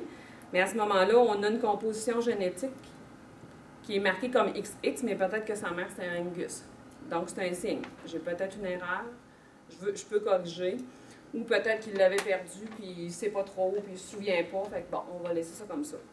Si on regarde le premier sujet, par exemple, avec un indice gain corrigé de 1,15, qui est très bon. Puis on regarde le dernier sujet. C'est des sujets qui ne sont pas dans le même groupe. Cependant, quand on regarde leur gain moyen quotidien réel, pour le premier sujet, le gain réel et le gain corrigé sont semblables. Si on s'en va voir la mère, on constate que la mère est née en 2002, donc c'est une mère qui a 10 ans. Donc c'est normal qu'il n'y ait pas de facteur de correction. Elle est quand même assez haute à 1,15. Si on va voir la dernière est en 2008, la naissance. Donc il y a eu un facteur de correction parce que ce n'est pas encore une femelle adulte. Fait qu'il y a des fois des choses comme ça qu'il faut aller souligner parce que le gain moyen quotidien corrigé nous permet de comparer, dans le fond, je dis des pommes avec des pommes.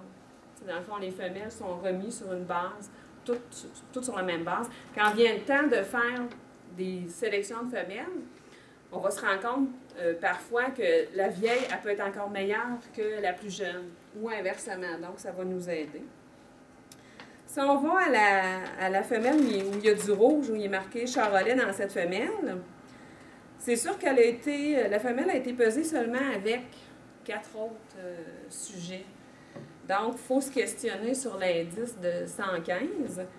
Et aussi, quand on voit ça, puis qu'on va voir que le sujet, il y a quand même beaucoup de charolais, il faut voir avec l'éleveur, je fais quoi avec cette femelle-là? C'était ma meilleure, mais est-ce que je la garde? Donc, il faudra voir, dans le fond, c'est quoi, vous, votre niveau de... Tolérance. Oui, c'est ça, on peut dire ça comme ça, le niveau de tolérance. Excusez, mais ça m'énerve, ça me regarde là. La caméra, j'aime pas bien ça non plus. Mais bon, je sais pas trop me mettre là. J'avais l'impression que là, j'étais cachée, mais je pense pas. C'est ça, ouais. Donc, moi, en tout cas, je voulais par ça vous montrer qu'il y a des choses qu'on peut aller détecter, contrôle de qualité, des petites notes pour voir avec l'éleveur, on s'en va vers où. Hier, on en discutait, puis c'est sûr que moi, un quart de charolais dans une femelle, je trouve ça beaucoup. Pour cet éleveur-là, par contre, c'est pas trop un problème parce qu'il y a une lignée charolaise qui est très, très laitière. Donc, de ce côté-là, c'est pas mal ça que je voulais vous montrer. De l'autre côté... Oui, oui, vas-y, Andréane. Pourquoi ils ne sont pas sortis? Tous les sujets étaient sortis. Mais là, à un moment donné, quand j'ai commencé à masquer et à mettre du blanc, j'ai dit, je vais masquer les sorties. Puis là, moi, je me dit, pourquoi j'ai fait ça? C'est parce que c'est plus sur l'autre rapport que c'était important.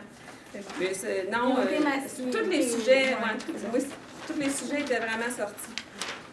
Si on regarde à la page 1 de 8, là, on va voir des choses que Roger nous a expliquées ce matin. En fait, on voit des sujets où c'est marqué nombre. Comme je vous disais, le producteur, lui, a décidé de fractionner finalement, de faire des plus petits groupes pour profiter, distribuer finalement son risque là, face à l'encan puis les prix. Par contre, la stratégie n'a pas nécessairement été fantastique, nécessairement parce qu'il a perdu certains indices. Quand c'est des bouvillons, c'est peut-être un peu moins grave, vous me direz, mais on perd quand même quelque chose. Donc, ça, c'est à faire attention. C'est que quand on voit que les éleveurs, puis qu'on voit qu'il en a pesé 4-5 ou 5-6, puis là, tu perds. Donc, c'est important. Mais lui me l'a dit, Diane, je savais, mais l'année passée, j'ai perdu en argent. Cette année, j'ai réparti mon risque, ce qui était correct, finalement. Diane, oui. Je fais remarquer aussi aux autres, oui. il y a, dans cet troupeau-là, les 2 feuilles, il a pesé le 2, le 9, le 16 et le 23 septembre. Bien, c'est tous les vendredis. Là. Donc, s'il y aurait peut-être une planification, pas trop, s'il y aurait pensé génétique pour perdre ses données, il y aurait peut-être eu moyen que le 2 qui passe tout et qui paye. Tu sais, regardez si c'est possible avec le producteur, mais ça aurait peut-être été une bonne stratégie. Ou à tout le moins faire ça en 2 fois. Pour pas qu'il arrive avec des petits groupes comme ça. Souvent, ça c'est pesé dans le cul. Oui. Oui, c'est ça. Il y aurait parti. Ça se peut pas qu'il y ait vécu pas de balance. Mais c'est vrai que c'est la première année qu'il avait décidé de faire ça parce qu'il est vraiment tombé sur des mauvaises semaines l'année précédente, puis il avait perdu beaucoup d'argent parce qu'il y avait eu beaucoup de changements. Fait que c'est compréhensible qu'il ait fait ça. Dans la page 1 de 8, là, ce qui est intéressant, c'est que moi, j'aime bien ressortir les meilleurs gains. Très, très rapidement, c'est visuel. Tu es capable de voir, tu dis, ah, mon Dieu, il y a des gros gains, donc les femelles, habituellement, ça veut dire qu'il y a du lait. Mais il faut faire attention parce que si on regarde les 4e et 5e sujets, c'est des jumeaux. Donc, au départ, on peut dire, ah, ben le gain moyen quotidien est vraiment pas bon, mais oups, là, c'est des jumeaux. Mais autant le gain réel que le gain corrigé est semblable. Donc, il n'y aurait pas eu de facteur de correction qui a été appliqué. Donc, les veaux sont nés en jumeaux, mais ont été sevrés en simple. Sinon, il y aurait eu un facteur de correction qui aurait été appliqué. Donc, c'est des choses, ça, que, tu sais, il faut que ça devienne, à un moment donné, un automatisme quand vous regardez, puis c'est pas évident, parce qu'il y a tellement... j'ai pas mis beaucoup de choses aujourd'hui. Pourtant, c'est quand il y a beaucoup de couleurs, puis il y a beaucoup de choses, mais c'est des cues. C'est d'avoir les automatismes. Si le gain réel et le gain corrigé sont différents, mais que la femelle elle en bas de 5 ans, bien, c'est correct. Si elle a 10 ans, ça devrait être pareil. Mais si c'est des jumeaux ou des triplets, ça ne devrait pas être pareil. Donc, c'est d'aller vérifier. Si on regardait juste au gain moyen, et si les sujets avaient été dans un groupe, là, ça donne qu'ils ne le sont pas, on aurait peut-être, si ça avait été des femelles, on les aurait peut-être éliminées rapidement, mais il y avait peut-être une raison pour lesquelles elles étaient plus petites, parce qu'elles étaient jumelles et nourries par une seule vache. Alors que là, ben, c'est des bouvillons séparés. Fait que oui, c'était correct que ça sorte. Mais il faut que ça devienne des automatismes. Puis moi, ben, c'est à force de mettre des couleurs à un moment donné, puis de vérifier. Et la première fois que j'ai présenté les rapports chez les producteurs, il y en a beaucoup qui ont dit « Tabarnouche, il y a de la couleur ». Mais j'en ai certains qu'après, quand ils me disent « Diane, il faut que je me choisisse des femelles », ils attendent, ils m'envoient les sevrages. J'ai essayé, bien là, ce ne sera plus nous autres, là, mais je les rentrais si j'étais capable dans la même journée. Et on était capable d'avoir les indices tout de suite. Donc, quand je me présentais quelques semaines après, on faisait la sélection des meilleurs torts à garder ensemble. Puis des fois, ils me disaient, regarde, je les ai déjà toutes vendues. Ils m'envoyaient la naissance, le sevrage et la vente. Et là, ils avaient toutes gardé les pires. C'était bien de le souligner pour qu'ils comprennent que c'était l'importance d'envoyer très, très rapidement les données afin d'être capable de faire une meilleure sélection. C'est sûr que visuellement, eux, ils ont vu la conformation, puis habituellement, ils ne vont pas garder des animaux qu'ils ne trouvent pas beaux. Mais des fois, entre deux qui ne sont pas trop sûrs, ça peut beaucoup les aider. Donc, c'est ça. Moi, c'est des petits trucs que j'ai eus et qui m'aidaient au départ, quand j'ai commencé à faire du PATBQ, à cibler des choses rapidement. Puis finalement, bien, les producteurs, à un moment donné, ils s'habituent, ils sont bien contents, ils savent. Le rose, pour moi, c'est des femelles. Bon, le bleu, c'est les mâles. J'ai pris des codes des codes un peu stéréotypés. Si tu permets, Diane, d'aborder facteurs de correction, je préciserai. Il y a 2 facteurs de correction potentiels. Il y a un facteur de correction additif pour l'âge de la femelle. Donc, une femelle 2, 3, 4 ans, il y a un facteur additif pour la ramener sur l'équivalent d'une mère adulte. Le facteur de correction pour les jumeaux, il s'applique, c'est un facteur multiplicatif, il s'applique peu importe l'âge de la mère. Ça me dit là-dessus, si vous regardez les 2 jumeaux, le poids réel naissance et le poids corrigé, le facteur multiplicatif a été appliqué. Le premier, il y avait un poids réel naissance de 32 et corrigé de 42,2. Donc, le facteur multiplicatif est là parce qu'il avait été mis naturel double. Sans voir le code de mère de type d'allaitement. Je sais qu'il a été en sévrage, donc il y a un code F comme sévrage.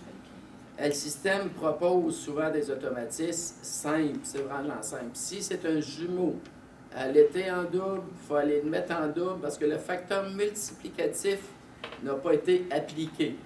Donc, quand on parle de contrôle de qualité, s'il avait été dans des groupes, il aurait été pénalisé s'il avait été, dans la réalité, allaité en double par le mère. Parce que là, le facteur multiplicatif aurait bonifié le gain par 1,16. On l'aurait propulsé à une autre place génétiquement. D'où l'importance, si ça avait été en fait des femelles, qu'on aurait voulu garder, d'avoir le réflexe de dire « Oh, attends un petit peu, c'est le même. Est-ce que je me suis trompée? Est-ce que je suis allée faire mon sevrage? » Tu sais, l'erreur, est-ce qu'elle provient de moi? Ou les sujets sont vraiment nés en double et séparés et sevrés en 5. Donc, moi, je ne sais pas s'il y a des questions, mais c'était vraiment des petits trucs que je voulais vous présenter, en fait. C'est pas, moi, en tout cas, ça m'aide et ça aide les éleveurs aussi. Ça leur permet rapidement. C'est sûr que je n'ai pas fait tous les sujets parce que ça aurait été très, très lourd. Mais moi, en tout cas, c'est la façon que j'analyse et que je montre aux clients. Jean-Philippe a vu, il est venu avec moi, là, puis il a vu que c'était vraiment très, très coloré, mais il a aussi vu que les clients, c'est ça qu'il aimait, parce que c'est facile, c'est visuel, puis ça ne lisait pas les textes, mais quand ils sont capables de voir, là, il y a du rose là, ça veut dire que ça, c'est bon. En tout cas, moi, je trouve qu'on a beaucoup amélioré notre façon de travailler ensemble par une meilleure compréhension, puis pas de perte de temps, c'est pas des pertes de temps, de lire des textes. Et quand ils sont capables tout de suite sur le rapport d'aller voir quelle femelle est meilleure ou est-ce qu'ils ont choisi la bonne, fait que moi, c'est les trucs que je vais vous présenter pour le rapport des naissances et des poids des veaux. Je vais revenir tantôt là, pour un autre rapport. Merci, Dan. Puis, ce qui est intéressant aussi là-dessus, il y a des prix de vente. Ah ben oui. Il y a des prix de vente. C'est un autre élément. Ça n'a rien à voir avec la génétique comme telle, mais c'est en termes de technique économique, les prix peuvent être saisis au système et on va les retrouver aussi en bas au niveau du sommaire et aussi des fois sur d'autres rapports pour les gens qui font et sortent d'autres rapports éventuellement. Le principe des rapports suivants, c'est un peu la même approche qu'on a retenue. Donc, je vais peut-être aller rapidement. Donc, le rapport des vaches, c'est un paramètre d'exécution, on peut y mettre spécifique. Une vache, une ligne, même logique ici. Les femelles élevées, on a toujours l'application ou la préoccupation que les numéros d'animal et les tags ATQ sont toujours mis de façon séquentielle, croissant. Lorsqu'on fait faire des tris, on va avoir nos plus vieilles vaches en haut du rapport, en descendant. Ça peut être intéressant de travailler comme ça. Tu as des grands blocs d'infos. Tu as les données, ces veaux, ils vont s'arrêter au sévrage. Là-dessus, sur ce rapport-là, le veau se décroche de la mère au sévrage. Donc, tout le rapport vache s'arrête avec le sévrage des veaux. Il y a des cumulatifs de performance de vache à vie contrôlée. Donc, c'est une forme moins lourde que de demander les fiches de performance à vie là, de tout le troupeau. Parce que là, c'est une ligne, une vache. Il y a des sements de troupeaux aussi pour le dernier vêlage, ou en fonction de nos dates demandées. Donc, l'identification de la vache, à ce moment-là, on a la possibilité d'avoir le numéro d'enregistrement canadien, TETO, tag ATQ, composition génétique, dernier intervalle de vêlage et la durée de gestation. Donc, ici, la composition génétique, c'est utile pour le choix de race du taureau en vue d'un accouplement si on est en commercial. Des fois, si on sélectionne nos femelles, on a des niveaux à peut-être pas dépasser pour des races avec des races terminales. Mais si on a, puis qu'on veut faire des accouplements un peu personnalisés parce qu'on utilise l'insémination, on a la composition génétique des mères, des vaches là-dessus. Intervalle de vêlage, c'est ciblé toujours 365 jours. C'est intéressant d'avoir un intervalle moyen de la vache sur l'ensemble de sa carrière. Et d'ailleurs, c'était suggéré de faire calculer, pas juste le dernier intervalle de vêlage, mais Christian et Stéphane ils ont cette préoccupation-là, mais de demander au système de nous le calculer, puis de l'avoir. Il y a des règles à respecter, mais ça serait aidant. On l'a retenu, je t'en avais parlé un peu à Olivier, on veut le documenter pour mettre dans la machine, parce que ça va éviter des fois de sortir une fiche vache à vie pour toutes les avoir. Parce qu'une fiche vache à vie, c'est une page, un animal. Dans ce cas-ci, on l'aurait, ce serait une indication. Je vous ai donné un peu un truc indirect. Si on dit on marche avec les vaches qui veillent en début de période, c'est une indication indirecte, possiblement. Parce que s'ils veillent en début, ils n'ont probablement pas eu de problème de fertilité au fil des ans. La durée de gestation, on va avoir un résultat si seulement si on met l'accouplement fécondant au système. C'est possible de saisir les accouplements. Il n'y en a pas énormément qui mettent les accouplements, mais si vous mettez les accouplements, lorsque vous allez saisir les veaux, vous pourriez laisser le bloc du père à blanc, puis si la plage, en fonction des périodes de gestation standard, fit, il vous amènerait par défaut le dernier taureau utilisé dans la plage d'accouplement qui donne une durée de gestation d'autour de 285 jours. Mais je vous dirais, il n'y en a pas beaucoup qui le complètent. Dans le dernier vêlage, on a l'âge, date de vêlage ou d'adoption. Tu as la race dominante du veau, facilité, sévrage, ratio réel standardisé. Donc, dernier vêlage dans ce bloc-là, la durée, la race dominante, dans le cas d'égalité, si c'est une demi, la convention génétique, c'est toujours la race du père qui est affichée quand on parle en cas d'égalité comme race dominante. Si des jumeaux ou adoption, on va avoir deux lignes. Ici, on va avoir les ratios du poids du veau réel ou le poids ratio standardisé, le poids du veau sur le poids de sa mère. Mais il faut que la vache ait été contrôlée à plus ou moins 60 jours du sévrage du veau. Après ça, vous avez un bloc vache. Donc, c'est sur le bloc vache, il y a les dates, les poids et les hauteurs aux hanches. Ça peut être intéressant un peu. Moi, j'appelais ça pour revoir sa gestion de troupeau, dans le sens, si tu as les poids moyens des vaches, as-tu des vaches trop lourdes ou trop petites? Est-ce qu'on le sait vraiment? C'est pas obligé d'être pesé à tous les ans, mais si c'est pesé à l'occasion, on peut avoir des indications. Si on a souvent, on sous-estime les poids moyens des vaches. Et on suggère, si on prend le poids des vaches, on suggère possiblement au moment du sévrage, autour du sévrage, pour faire des diagnostics de gestation, des fois, par la même occasion.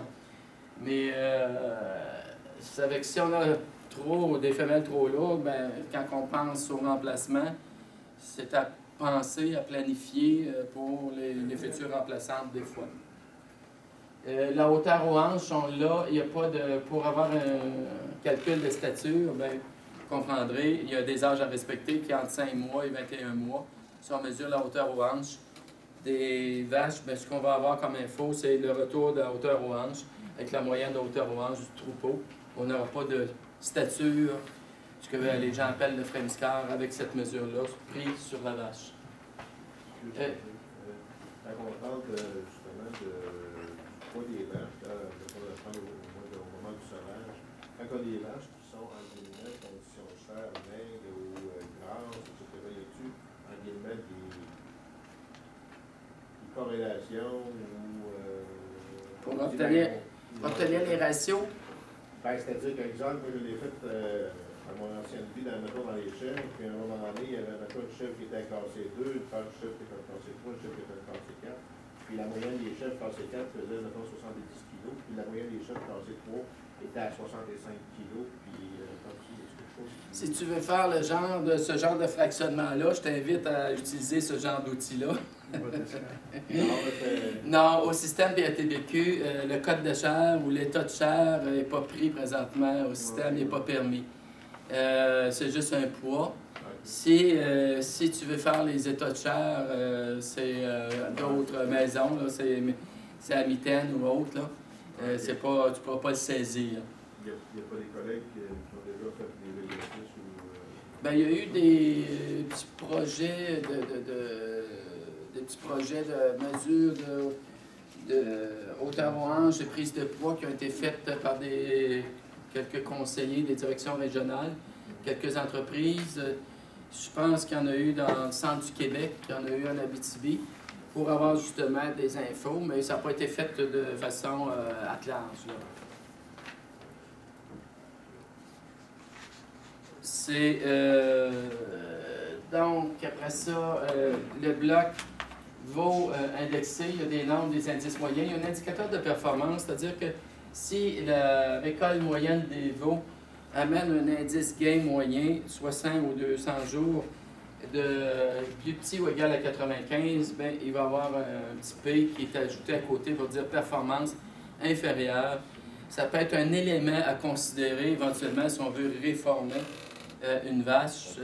Pas la seule chose à regarder, mais un élément. Donc, on sait très bien que pour l'élimination volontaire sur faible performance, c'est pas énorme comme élimination sur faible performance parce qu'il faut d'abord remplacer les vaches mortes, les non gestantes, ceux qui ont des problèmes de conformation, ceux qui ont perdu des trayons ensuite, peut-être trop de lait à un moment donné pour ce que le veau pouvait prendre. Donc, il faut, après, tout éliminer ce qu'on appelle de façon involontaire, mais la sélection volontaire, ces performances, bien, il n'en reste peut-être pas tant que ça. Il faut donc voir, après ça, compléter ce rapport-là avec les EPD ABC, selon si c'est un race pure ou un commercial, bien sûr. C'est avec, n'oubliez pas que la porte d'entrée principale pour les femelles, c'est les femelles de remplacement ou les femelles achetées. D'où l'importance de bien sélectionner sa femelle qui va rentrer sur dans le troupeau qu'on va souhaiter garder le plus longtemps possible. Donc, une bonne composition génétique et des bonnes qualités. Là. Et après ça, il y a le bloc veau de la veileuse. On dit bien veileuse parce que dans le cas des races pures avec la transplantation embryonnaire, c'est la porteuse qui veille. Ben, ça nous donne des nombres nés sévrés, des âges moyens et des poids moyens. Mais c'est des informations techniques brutes, la productivité de la vache, son nombre sévré, né, tout ça. Je vous amène à la prudence parce que dans ce petit bloc-là, ça vous donne des chiffres, mais ça ne vous dit pas les sexes des veaux. As-tu eu 7 mâles sur 7, puis l'autre à côté a eu 6 femelles sur 6, on ne sait pas. C'est la fiche vache à vie qui vous permettrait de savoir, en les regardant ligne par ligne, c'est quoi le sexe des veaux. Donc, il y a une certaine prudence, mais c'est une information qui peut être utile d'avoir au bout de la vache. Donc, dans le sommaire, ben là, vous avez des sommaires de troupeaux. Donc, quand c'est attribué à la vache, on fait abstraction du sexe du veau, et c'est le cas pour plusieurs variables, donc l'intervalle, la durée de gestation, l'âge moyen du troupeau, et tout ce qui est pour les poids réels des vaches et des hauteurs, c'est une moyenne de troupeau sans attribuer, décortiquée par sexe de son veau au dernier vêlage. Et donc, l'intervalle moyen du troupeau est une cible de 365, on le dit, vous le savez, mais ce n'est pas toujours facile à atteindre. Et la durée de gestation seulement, comme je l'ai dit, s'il y avait des accouplements au système. Après ça, il y a un bloc, tout le dernier vêlage, qui lui va être divisé par sexe des veaux. l'âge des pourcentages de vallage sans assistance, ici, et l'âge et poids des veaux au sévrage des ratios. Donc, l'âge moyen des vaches dans le troupeau, en même temps, c'est un indicateur indirect du taux de remplacement. Si l'âge est élevé, vous savez que le taux de remplacement va être bas ou il achète des vaches déjà d'un certain âge. Si l'âge est bas, son taux de remplacement va être plus élevé. Il va se garder plus de tard. Donc, c'est un indicateur indirect du taux de remplacement. Et le pourcentage de vallage sans assistance, bien, c'est une cible, c'est d'avoir 100% des vallages sans assistance, c'est toujours ce qu'on souhaite. Et la façon qu'on le calcule ici au niveau du sommaire, c'est le nombre de sujets qui auraient des cotes aucune assistance ou légère assistance sur l'ensemble des veaux nés avec une cote aucune légère, forte ou césarienne fois 100. Vous avez la formule au bas, en dessous du sommaire. Et les ratios, bien, si vous voulez une cible, ratio réel, 45%. Et si le ratio standardisé, la seule chose que le ratio standardise, c'est pour l'âge. Il ramène l'âge du veau à 245 jours. Le ratio standardisé à 245 jours. Il n'y a pas de correction de facteurs additifs qui sont appliqués. Et il y a pas. La seule chose, par contre, quand une vache a des jumeaux, que les deux sont allaités par elle et sévrés ensemble, bien, les deux veaux vont compter.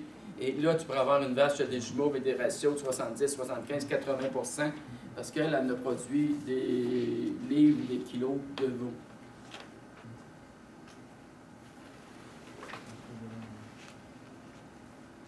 Donc, des trucs et conseils à ce moment-là, ben, si vous voulez travailler un peu sur le même principe et démarquer les femelles avec un intervalle de vallage trop élevé. Donc, si c'est trop élevé, ça veut dire que ça va vous entraîner des pertes de revenus ou des frais additionnels. Ça peut être suite à des problèmes de mise bas où vous avez eu dû faire venir, dû faire venir le vétérinaire pour certains traitements. Démarquer celles à éliminer, si possible, pour une question de performance inférieure ou les âges trop élevés. Mais c'est pour l'élimination volontaire, c'est souvent pas si élevé que ça. C'est une porte d'entrée, et je reviens avec la porte d'entrée pour le remplacement, c'est plus des femelles élevées ou ajoutées.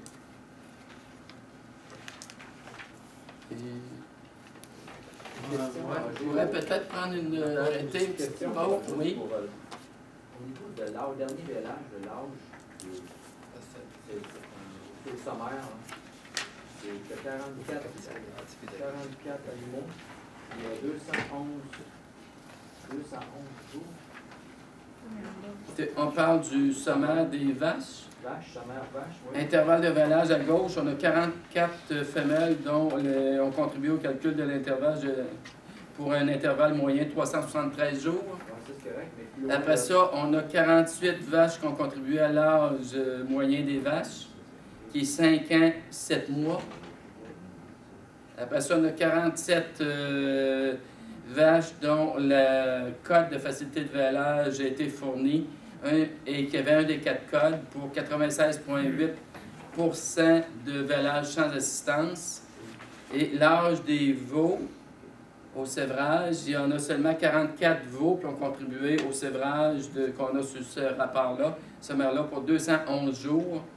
Et donc 44 ont contribué au poids réel de 745 jours pour le troupeau. Le poids des vaches, lui, il y en a 39 qui ont donné un poids moyen de 1510 livres, mais c'est un poids pris en 2009. Ce n'est pas le poids de 2011.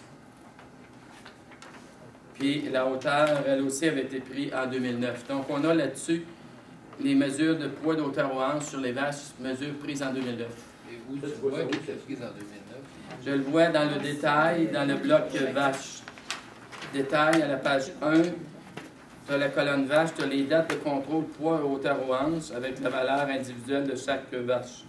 Là, les 39 pour le poids, c'est des vaches qui sont encore dans l'entreprise. Il prend juste ceux-là qui sont encore là. Ou il prend tous ceux qui ont été pesés en 2009. Celle-là, c'est toutes des vaches qui ont eu des veaux entre le 1er janvier 2011 et le 12 avril 2012. Ils ont eu un veau. Ce qui était sévré, elle peut être sortie. Mais elle a eu son veau. J'ai sa récolte de veau. 12, c'est ça les paramètres de contrôle de sélection. Début, fin. Si dans la plage que j'ai mis, la vache avait eu 2 veaux, c'est le dernier veau qui aurait été affiché ici. Parce qu'il y en a qui veillent des fois à 11 mois d'intervalle. Ouais. Une petite pause, on va prendre si on peut faire ça en 5 minutes. 5 minutes, on reprendrait, sinon...